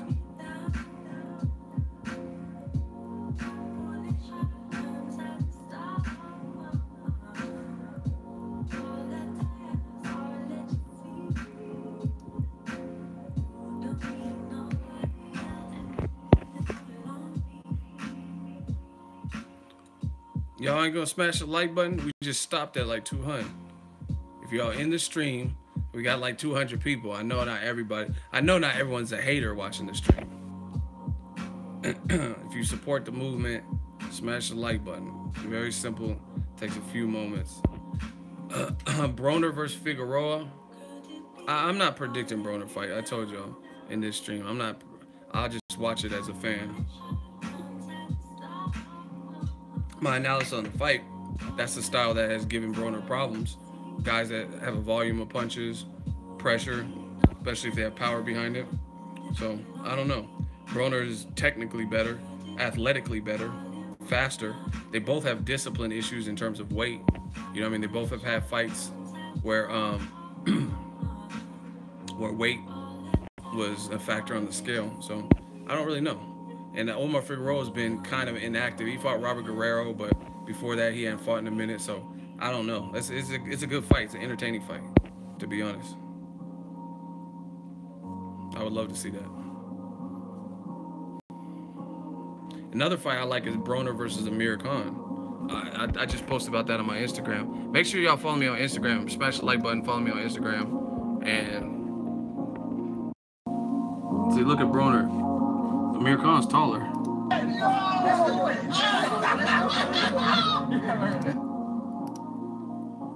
I would love this. At 147, good fight. They're both kind of at a similar spot. They're both coming off losses. Broner had his best performances haven't been at 47. Khan had a couple of cool performances at 47, but then he went up to Canelo weight and got knocked out. You know what I mean? So I think that's an awesome fight for both of them. And then it's stylistically, Khan's fast as fuck. Broner, again, struggles with guys who throw a lot of punches, but Khan struggles with guys who can catch him and clip him. Broner sat Sean Porter down, so I would say he has enough power to hurt Khan if he can land. So I think I like that fight a lot, people. I've always liked that fight. But Broner would have to be on his Danny Garcia shit and really be timing Amir Khan, trying to time him and catch something.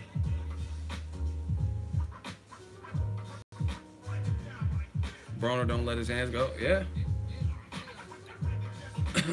So I like the fight. A fight y'all sleeping on is Amir Imam, Jose Ramirez in March.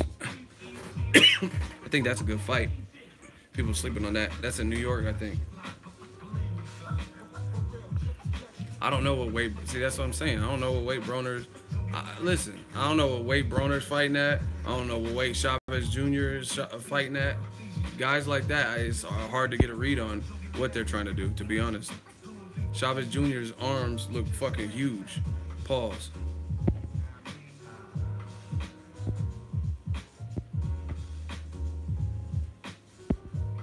You sound dumb. Who sounds dumb? Demarius Jones. Who sounds dumb?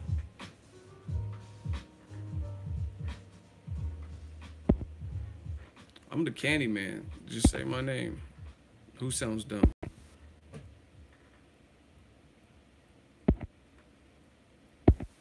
Man, y'all taking too long.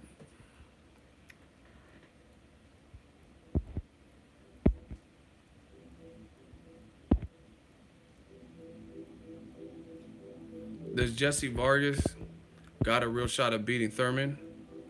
I would favor Thurman, to be honest.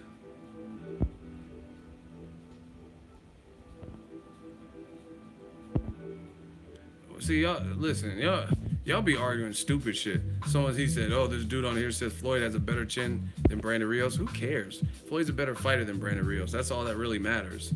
You know what I'm saying? They both have actually good chins, to be honest. But anyway, that's like a dumb argument. Like, who cares? Floyd has a better chin than Rios. Floyd's a better fighter. He's accomplished more than Rios. So, you know what I mean? Why are you arguing some so meaningless? Oh, you try to say Floyd's chin's better than Brandon Rios. Well, shit, Floyd's style's better than Brandon Rios. To your question, Jesse Vargas have a real shot versus Thurman? I would favor Thurman.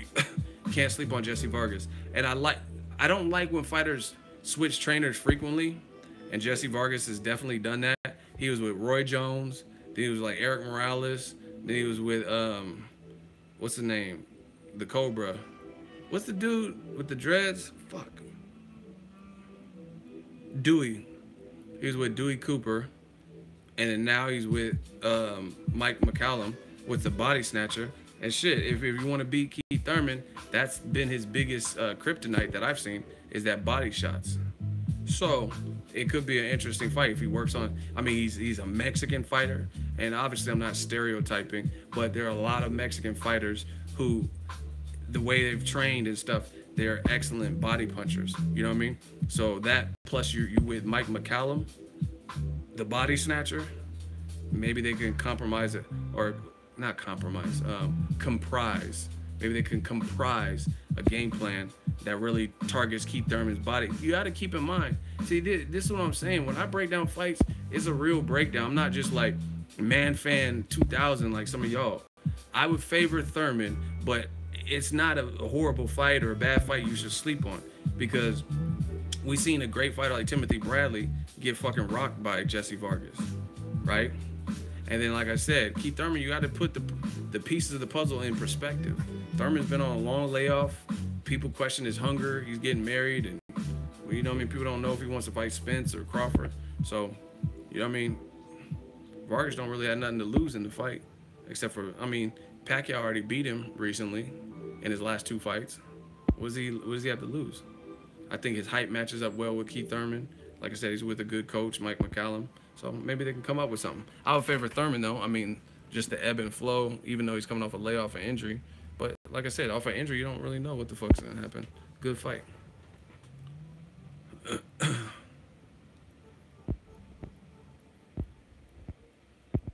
Yeah, I'm sick of these man fans, man. Like, they think these fighters are indestructible and everything's a cherry pick and so-and-so ducked and this fighter's a pussy. Like, you would never go up to Deontay Wilder and say the stuff you putting on his page. Like, oh, he's a fucking pussy, you little bit. Wilder would, if he didn't worry about a lawsuit, he would stretch you. He would do worse than Charlie Zelenoff. But Charlie Zelenoff is allegedly a fighter. These dudes, a lot of these dudes that are putting this stupid shit aren't, you know what I mean? I've seen people talk crazy to me, and then I look at their page, they wearing skinny jeans and like 5'4" and shit. Like, you talking big shit to be Danny DeVito size. You know what I mean? But it's the internet, that's what it goes.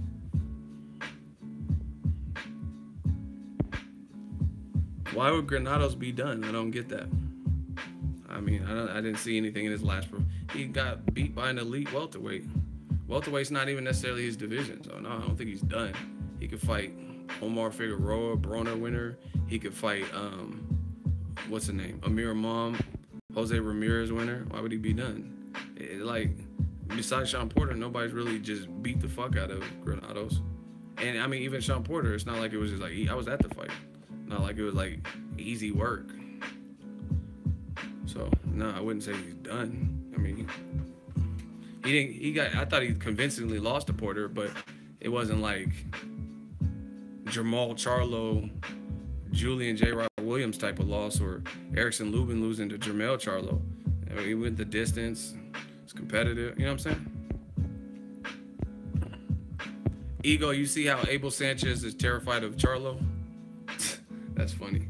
I mean, bottom line is like, I think he did an interview with DBN saying like, we're not gonna fight Charlo. What's he done at middleweight? We're not gonna fight him unless the WBC makes us.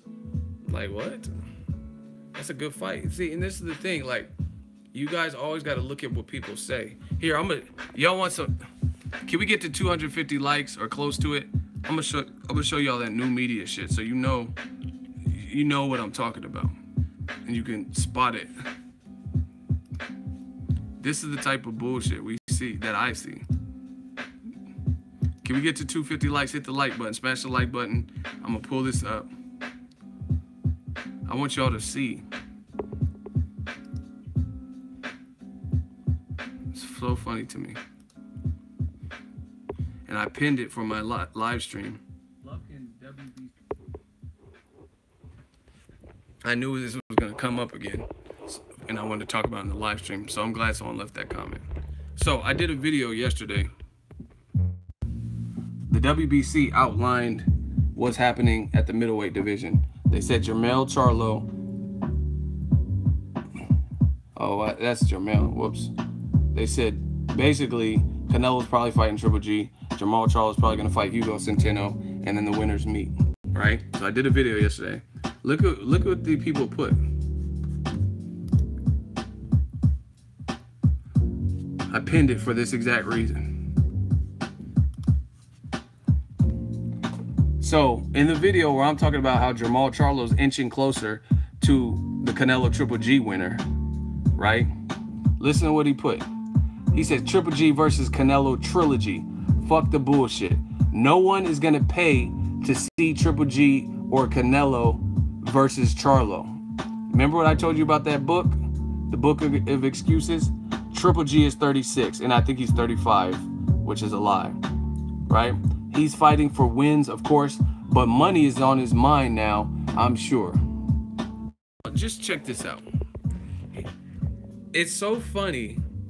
This is why old media will never be able to fuck with me or fuck with new media, because listen to what they say, and it's the same people who put shit like that, but they hate Floyd, right? They hate Floyd because, oh, he didn't care about his legacy. He's all about money. You know what I mean? So Floyd was 36, 37, fighting Canelo, a dangerous fight, someone 13 years your junior, undefeated, and a champion, just beating Austin Trout. But they still say that Floyd was never in it for his legacy. He's a greedy son of a bitch, and he was fighting for money. But then when it comes to Golovkin, the same type of attitude, they're using it. Look again, Triple G is 30. So tell B Harv, I'm looking for you. Triple G is 36. He's fighting for wins, of course, but money is on his mind now, I'm sure. So when money's on Floyd's mind, fighting Conor McGregor, Canelo, or whoever, that's a problem. But for Triple G, oh, he's 36. Money's on his mind. More man fan shit. Waste of time fighting a Charlo at this point of his career. Beating Jamal Charlo won't do shit for Triple G. What you mean it won't do shit for Triple G? Canelo ain't fighting no one who can't pull pay-per-view numbers. Man fans. Charlo cannot. Billy Joe Saunders can. And it's not about talent. This is business. If it was about talent, we get the fights everyone wanted all the time. However, it's not. And look, I responded. I quoted him. He says Canelo ain't fighting no one who can't pull pay-per-view numbers. So you mean to tell me Liam Smith pulls pay-per-view numbers? That was a pay-per-view fight. Checkmate, hashtag new media. It is too easy. I'm telling you, the book of excuses and fear that these fans have, it leads them to do some wild things. Like I said, Floyd, he fights Conor. We all knew it was about entertainment value and they're gonna make a shitload of money, right? Period. And oh, he just cares about money. But now you care about Triple G fighting money fights, right? Then he says Canelo ain't fighting no one who can't do pay-per-view numbers. Hey, the champ is here. Let me get you the fuck up out of here. Hot seat. Let's go. Bro, Ego, you're not making sense. Tell me what I'm not making sense, because you've been telling me this whole stream I'm not making sense. So go. And if your first response is stupid, you're going to get disqualified. Yep, that's how we working. If you have something real to say it, and then we'll do the hot seat. Because I'm tired of looking at this stream and seeing your name. Hey, this doesn't make sense. Bro, Ego, you're not making sense. Okay, so what doesn't make sense? I don't even see. I'm kind so good at the hot seat. I don't even care what you're talking about, and I don't even know what your argument point is. I know I could beat you. Okay, he says, I just don't get how Triple G gets so much flack for so-called ducking, but Charlo has been ducking Andrade for years now, and he gets a pass. Listen, what did I say that doesn't make sense? Fuck Andrade and Charlo fighting. I never even talked about Charlo versus Andrade. Your comment that you keep putting is Ego, you're not making sense. So what am I talking about that's not making sense? I didn't even say nothing about Charlo Andrade. Strike one. Let's get it. Talking about I don't make sense. Oh, that's what I'm saying. These man fans, they listen to whatever they want. I never even said nothing about Charlo Andrade. But he's saying, oh, Ego, you're not making sense. And he keeps putting it. So now you're in the hot seat.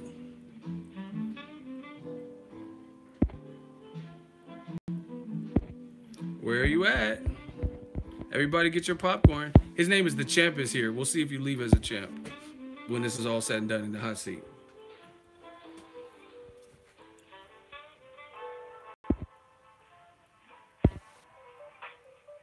Oh, you just come on, Champ is here.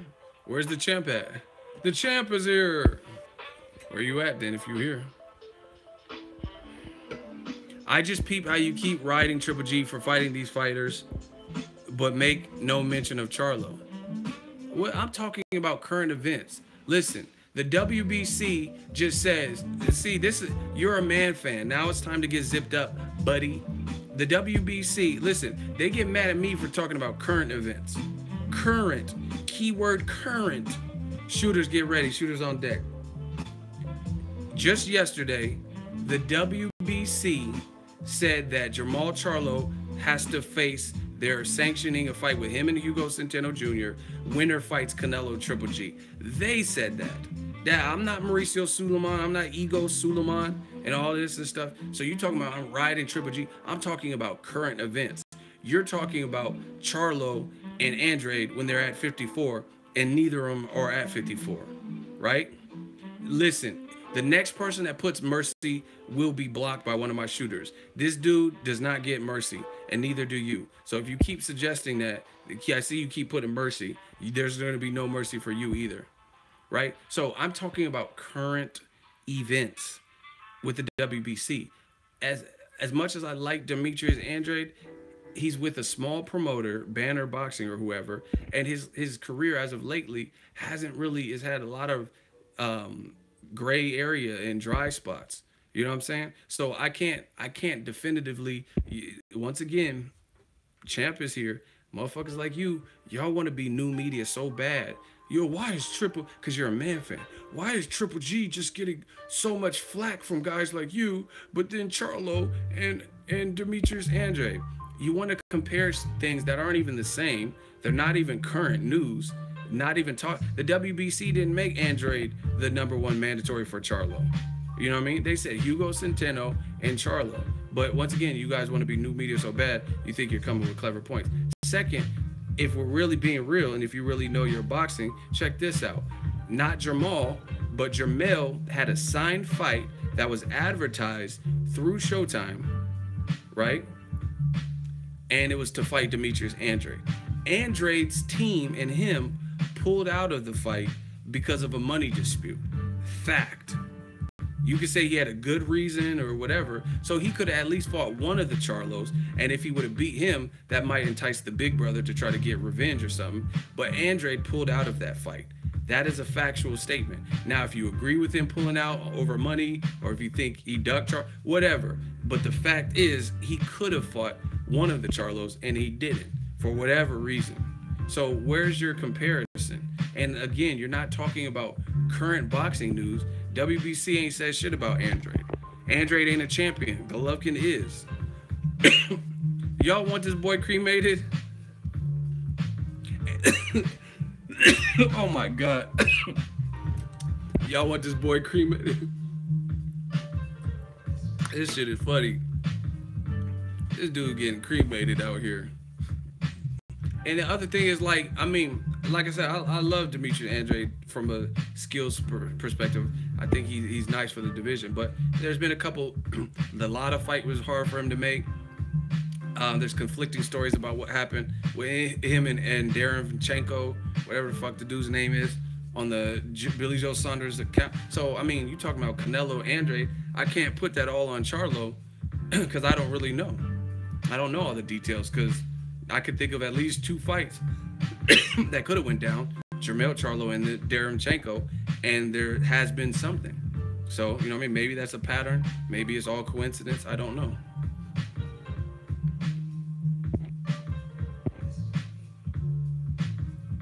So anyway, your analogy sucks.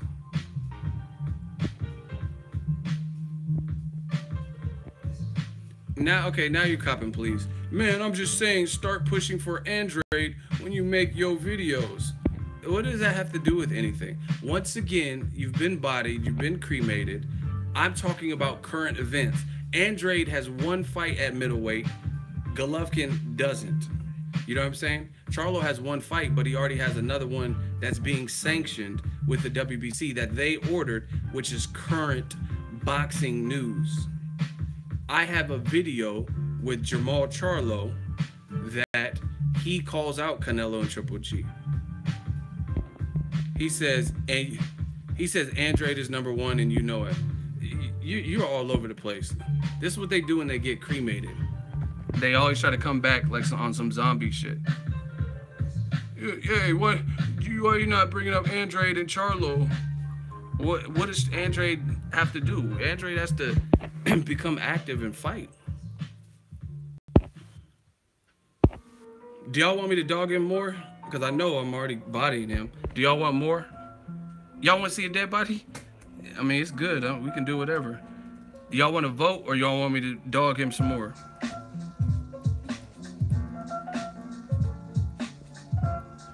Yeah, and then shout out to whoever just put that. Let's not forget, the whole thing started with him saying, I'm not making sense. So you tell me who won. I see them, they run. They always want to compare shit that's not even like the same situation. You know what I mean? It's not even the information that's out. It's not current. It's not.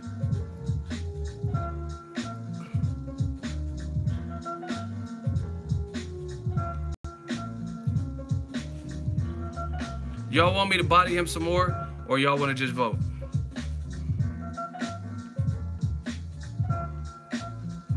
Y'all want me to body him some more, or y'all want to vote? I know it's overkill, but sometimes the fans like that. Oh, fuck it, I'm gonna body him some more. Let me get him. This is one of my slow burns. Them slow deaths. So it's my video. Jermall Charlo.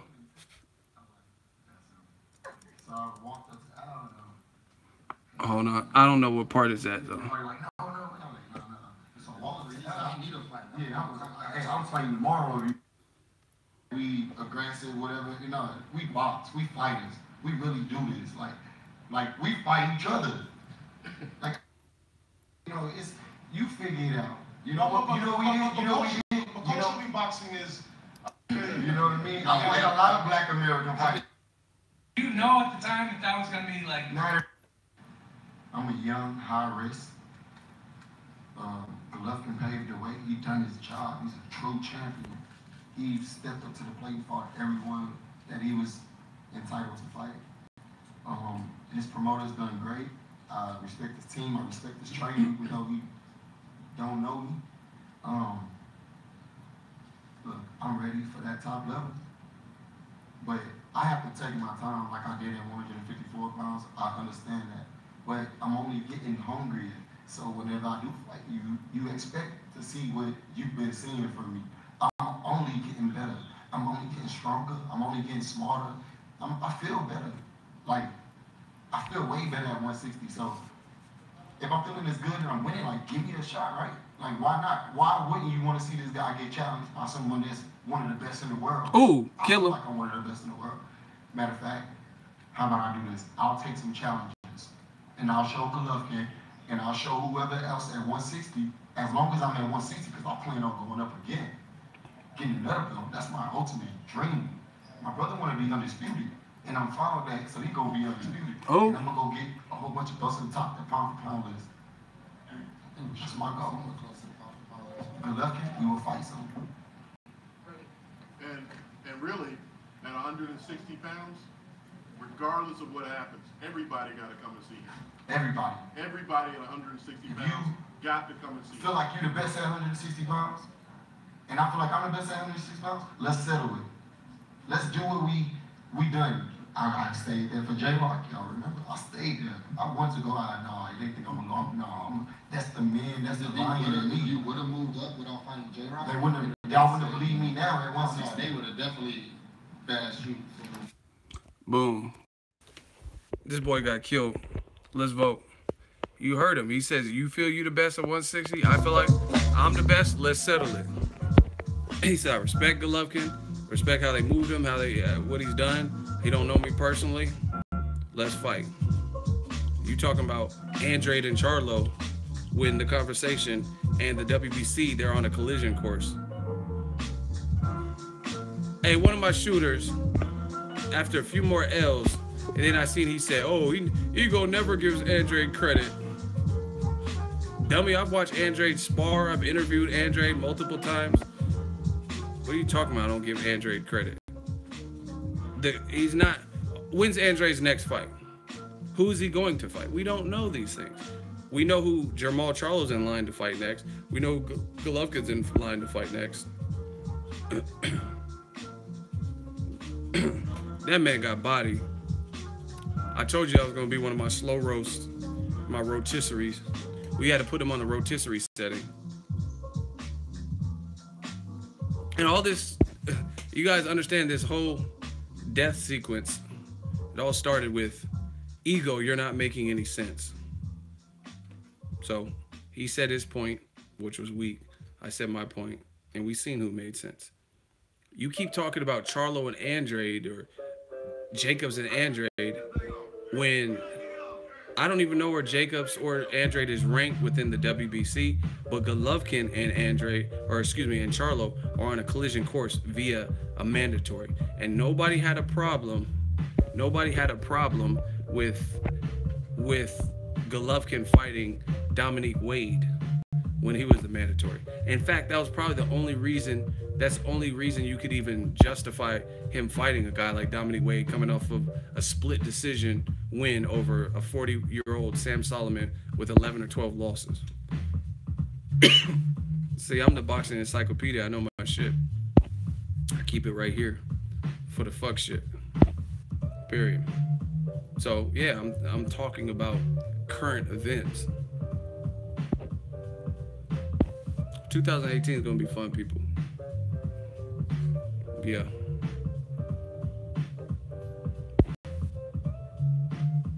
And I told you, Canelo and Triple G got a bullseye because the winner of that fight will have a lot of belts. You know what I mean? And I say a lot because I can't tell you how many because I don't know if Canelo's going to accept the WBC. And they're big money fights.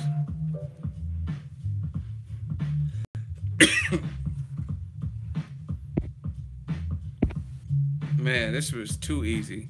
Man, thank y'all for tuning in. Let's do a final roll call. I'm out of here. Where y'all at? Where y'all from?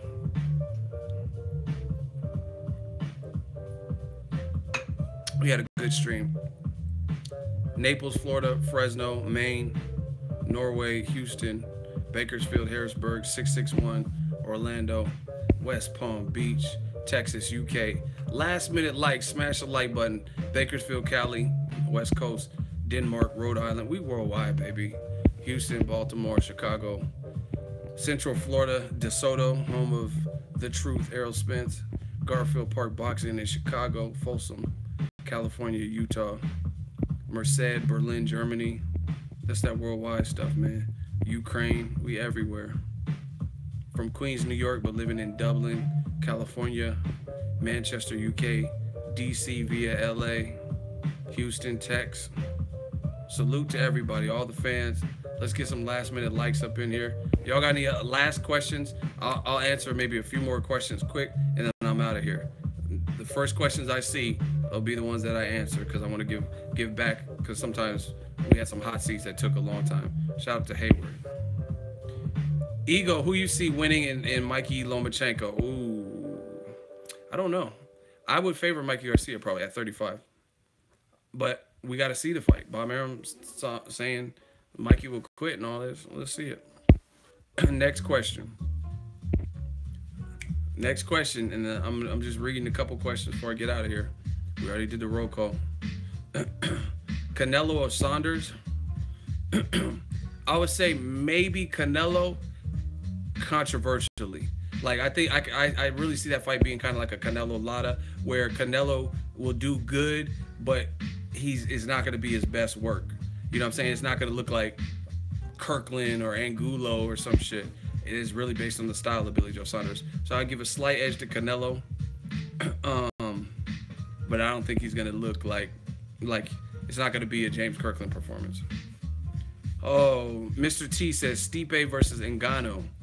I'm going with Ngannou. The size difference, he looks massier, bigger puncher. You can't sleep on Stipe. I'm not, but it's just a lot of the UFC champions don't stay. Like, Stipe is on the verge of having the most heavyweight title defenses, and I see that a lot of times. That type of stuff in the UFC gets spoiled, where like when a person's on top and they lose it all. You know what I'm saying? Like TJ Dillashaw beat Dominic. I mean, he beat Cody Garbrandt after he looked so great with Dominic Cruz. Do you know what I'm saying? Or like Luke Rockhold was doing well, and he loses to Bisping. Chris Weidman was doing well, then he loses to Rockhold. So I think Ngannou is just so fucking strong. And again, you got to look at the little subtle things. People keep talking about Stipe knocking out Alistair Overeem, but Overeem hurt Stipe. So he's definitely hurtable, because if you watch that, I think in the first round, Alistair Overeem, before he got knocked out by Stipe, he hurt him. It got to him and hurt him. So if you can get hurt by Alistair Overeem, then I think Ngannou can hurt you as well.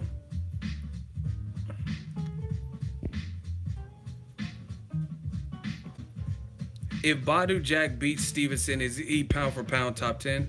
You would have to honestly start considering him, especially since ESPN putting people like Inouye on the fucking pound for pound list. If you have Inouye on the pound for pound list, you might, and Badu Jack beats Stevenson, yeah, you might have to take Inouye up off of that and then put that dude Badu Jack, because his resume is steadily climbing. And Adonis, despite what we feel about his competition, he's fought some solid guys. Like, see, this is the thing. We know Adonis is good and he's strong. So it's not even that his competition has been as bad as people like Sakio Bika, Andres Fonfara twice. Andre Fonfara knocked out, knocked out Chavez Jr. So just because Stevenson made it look like that with him in the rematch, not everyone would have did that to Fonfara. You know what I mean? So you got to give credit. Stevenson's a good fighter. He just gets a lot of flack, but he fought some decent names. It's just people wanted to see him fight Ward and Kovalev, like the elite level names, because he was considered elite up there too. You know what I mean? So if Badu Jack beats him in his second fight at light heavyweight, you definitely got to start considering him. Terrence Crawford, Mikey Garcia at 140. Terrence Crawford. Styles make fights. Crawford beat him in the amateurs. The slickness. He's not going to let Mikey get off. See, and the thing is with Crawford versus like a Lomachenko, Ego, thanks for your great videos. You're awesome. Thank you. Jessica, I appreciate you. The difference between like a Lomachenko stays in the pocket a lot more. Crawford stays in the pocket when he wants to, and then he can exercise his legs and lateral movement when he wants to.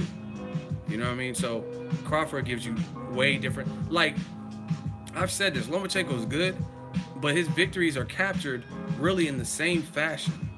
I have not seen. Okay, here's an example for me. Oh, you're hating on Lomachenko. Save it. Name a Lomachenko win where he fought like flat-footed, and he fought like just like Mexican style phone booth, or flat-footed, or he was fighting off the ropes, or he wasn't incorporating a ton of movement and stuff. Like name a fight where he did that.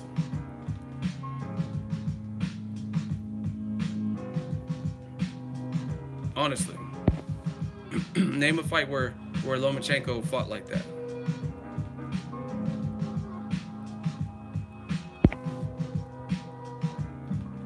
Oh, all quiet on the Western Front? Okay. And I feel the same thing with Golovkin. And again, if it ain't broke, don't fix it. It is good style. The style's paid off.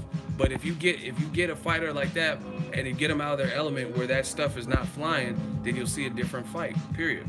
Like Jacobs versus Golovkin and Canelo versus Golovkin. That's why it wasn't Golovkin's best. His last two performances haven't been his best.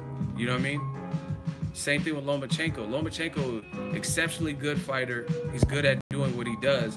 But if someone could take him out of that game plan where he's just getting off first, dictating and angles and frustrating you, I've never seen him win other than that way.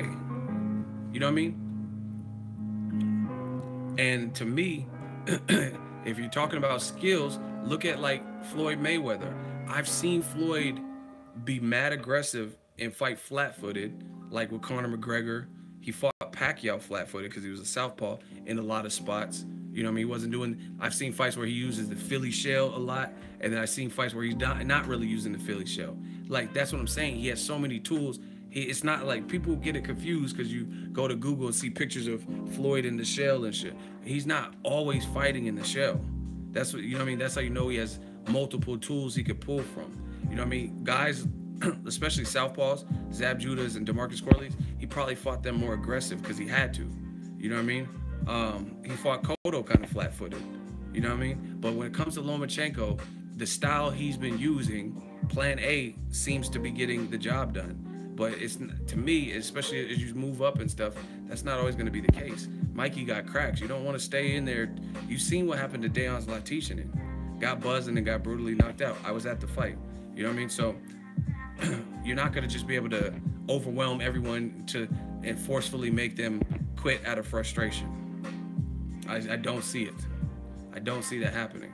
And like I said, if you disagree, tell me a fight where Lomachenko stopped the jackrabbit moving and stuff like that. Again, he hasn't had to, so shout out to him. But when is the fight where he fought like flat-footed and he was just like boxing someone and just jabbing? You know what I'm saying? He's overwhelming guys with athleticism and like, you know what I mean, angles and stuff like that. Versus every other, like even Pacquiao. I've seen fights where Pacquiao fought a lot of his career super aggressive, but after he got knocked the fuck out by Marquez, he didn't fight Brandon Rios foolishly. Like he boxed Brandon Rios. Go watch the fight. He was actually boxing Brandon Rios in that fight. You know what I mean? So that shows me that Pacquiao has some dynamic. Pacquiao probably he don't know when to use it. He underestimated Jeff Horn, so he decided not to box with Jeff Horn, and he made it into a slug fight, a slugfest, and then was getting backed onto the ropes and shit.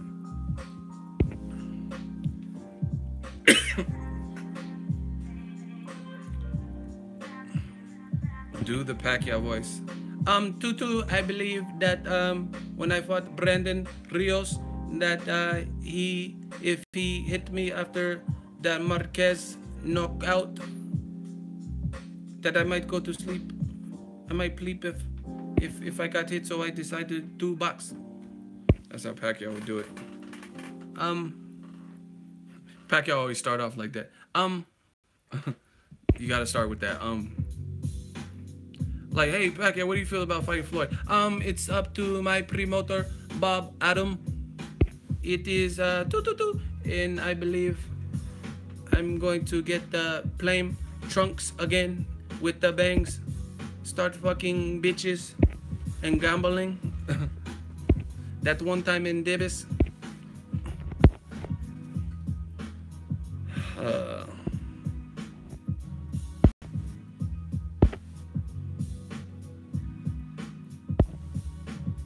Look at Elvis mad. Floyd does the same thing. He says, too. Pacquiao got a different,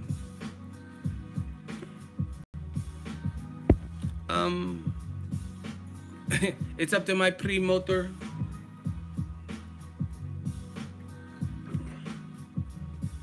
I was born ready. Canelo's a beast. He just said that and walked off. He said, I was born ready, and just dipped out. What if Canelo fought Pacquiao when he was at 54? Canelo, Pacquiao, 54. Who y'all pick? Kennedy Linder, $5 super chat. He says, thank you for doing the Pacquiao request. I appreciate that super chat, and much love to the people. Canelo versus Pacquiao at 54, who would have won? Yeah, Canelo might be too big for Pacquiao. And Margarito was a tough fight. Canelo's skillfully better. And he would have been bigger than Pacquiao. All right, last question. Canelo versus Golovkin rematch. Who wins? Who makes the adjustments and how? Go. Canelo Triple G 2. Who makes the adjustments? What are they going to do different in the rematch? I want to hear. I love to hear what people say. Who makes the better adjustments and how? How, though? Don't just put a name. Put how. I want to hear people's boxing brain, how they break it down. Canelo easy. Everyone's saying Canelo, but no explanation. I just want to know how. With the pick. Canelo's going to work on stamina issues. More body shots from Canelo. Canelo's stamina. Canelo, he uses jab more ineffectively.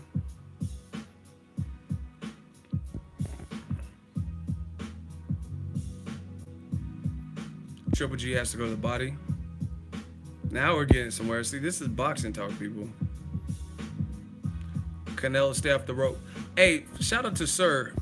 That's a good point. See, Canelo. See, this is the thing, and I understand the mentality. Canelo is a dog. Canelo's a dog. He got dog in him, and I could tell because, like, okay, this is my opinion. When he fought Floyd, he just didn't know what the fuck to do. Point blank period. He came out trying to be all cute, and he was even doing the shoulder roll and shit. And Floyd was just like, what? And shooting uppercuts and having him. He was doing sweeping punches on the ropes. Canelo didn't know what the fuck to do. We got another super chat. Shout out to Dalton Judge, $5 Shmoney gang. Pray to the Shmoney guys. He said Triple G Canelo was the same type of fight as Horn. Manny landed most of his power shots just like Canelo, but Horn stayed busy and brought pressure just like Triple G. Agree? That's actually a good comparison. But the only disagreement, I think, or the difference, the big difference is Canelo is defensively a lot sweeter than Pacquiao. Pacquiao fought foolish. He was like walking himself to it. He's not, you know what I mean? You're not like a youthful lad anymore. You know what I mean? You banging your gloves, like doing all that. That was stupid. So he actually, Triple G put the pressure that he always puts on. You know what I mean? So Canelo had to deal with that. Pacquiao could have made that fight a lot better and easier on himself if he didn't try to fight like that. But back to what I was saying about Canelo. To me, Canelo is a dog. Canelo got dog. Floyd, he just didn't know what to do. Floyd gave him too many different looks. That was that. But even in the Lotta fight, he was like, man, I'm not letting this Floyd shit happen again. And he started setting down on his body shots and like really getting vicious as fuck. And that, I know that shit was hurting Lotta because he was in like very, very much a retreat mode. You know what I mean? Like his offense dropped dramatic, like exponentially. So that body shot, that shows me the body shot. Because why are you not in the pocket and comfortable like you were early in the rounds? So Canelo's body shots were getting to Lotta, made the fight close.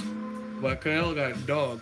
But what Canelo has to work on versus Golovkin is, I even asked him this post-fight, me personally. He was like, as close as I am to my device. I asked him, I said, why'd you stay on the rope so much? And he said, because I felt good there. I felt comfortable there, and I felt at home there. But that, to me, that's like the guerrero, the Mexican warrior spirit, that machista, like, that's what that was. He was having success on the ropes, and he was making Golovkin miss, but he shouldn't have been on the ropes as much. That's my only problem. That's my beef. And I think that's a mentality thing. Canelo, he got that big, like, you know what I mean, Mexican heart, like corazon, and that, like I said, that grit, that he's a dog, you know what I mean? He got that machista. So he stayed on the ropes and languished on the ropes longer than he needed. And that's what gave Golovkin a better chance. Because there's this one punch that it looked like it hit Canelo on the back of the head, and Canelo was on the ropes, and then Canelo was like, come on, like, all right, come on. But you didn't even need to take that punch. If you're in the center of the ring, Golovkin wouldn't have hit you with that punch.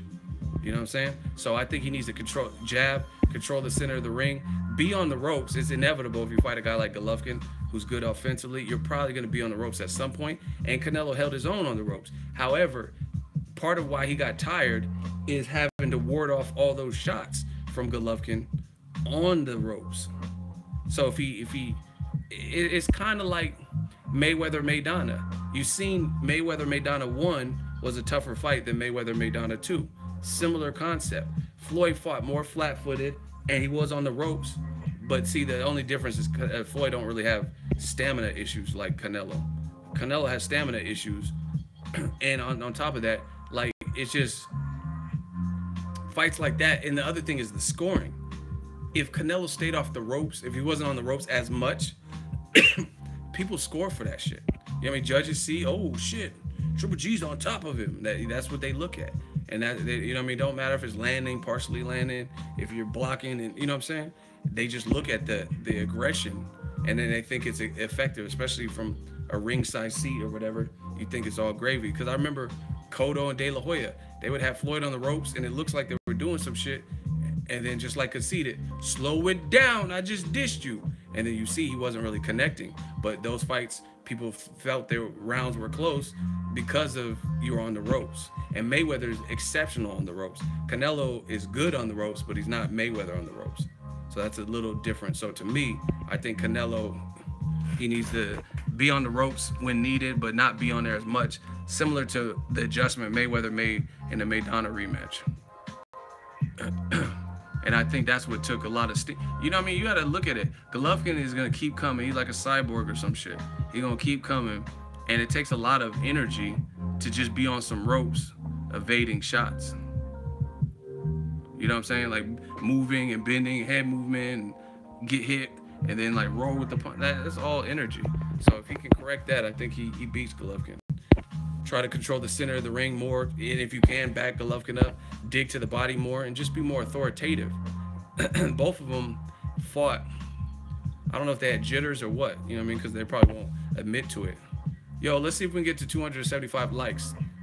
I feel like I'm just breaking down fights and stuff. I've been meaning to get out of here. But, yeah, they're probably not going to admit to jitters, but it was a high-stake fight that had been built up for a while. So neither one of them fought exactly like they do in other fights. You know what I mean? So they maybe taking chances, both of them got to do to win. You know what I mean? Take a little bit more chances. Golovkin definitely wasn't as aggressive as he normally is. Canelo was on the ropes, like, come on. Golovkin was like looking like when you cross the street and you look before both ways. Most of the time, Golovkin, when he crossed the street, he just crossed the street. He's not looking for cars. He knows what he got and he can get you out of there, so he just run across the street. But when he fought Canelo, knowing what Canelo has in the counterpuncher, he made sure to look both, at least early, he made sure to look both ways before he crossed that fucking street. Okay. Because he had Canelo languish on the ropes and he was hesitant. Same thing with Canelo. I mean, I've seen Canelo's more fluid with the combinations versus Cotto and Liam Smith. And that's probably because the threat level with Golovkin is bigger. And that's the stream, people. This was a good one. We got some boxing talk, a couple hot seats. Appreciate it.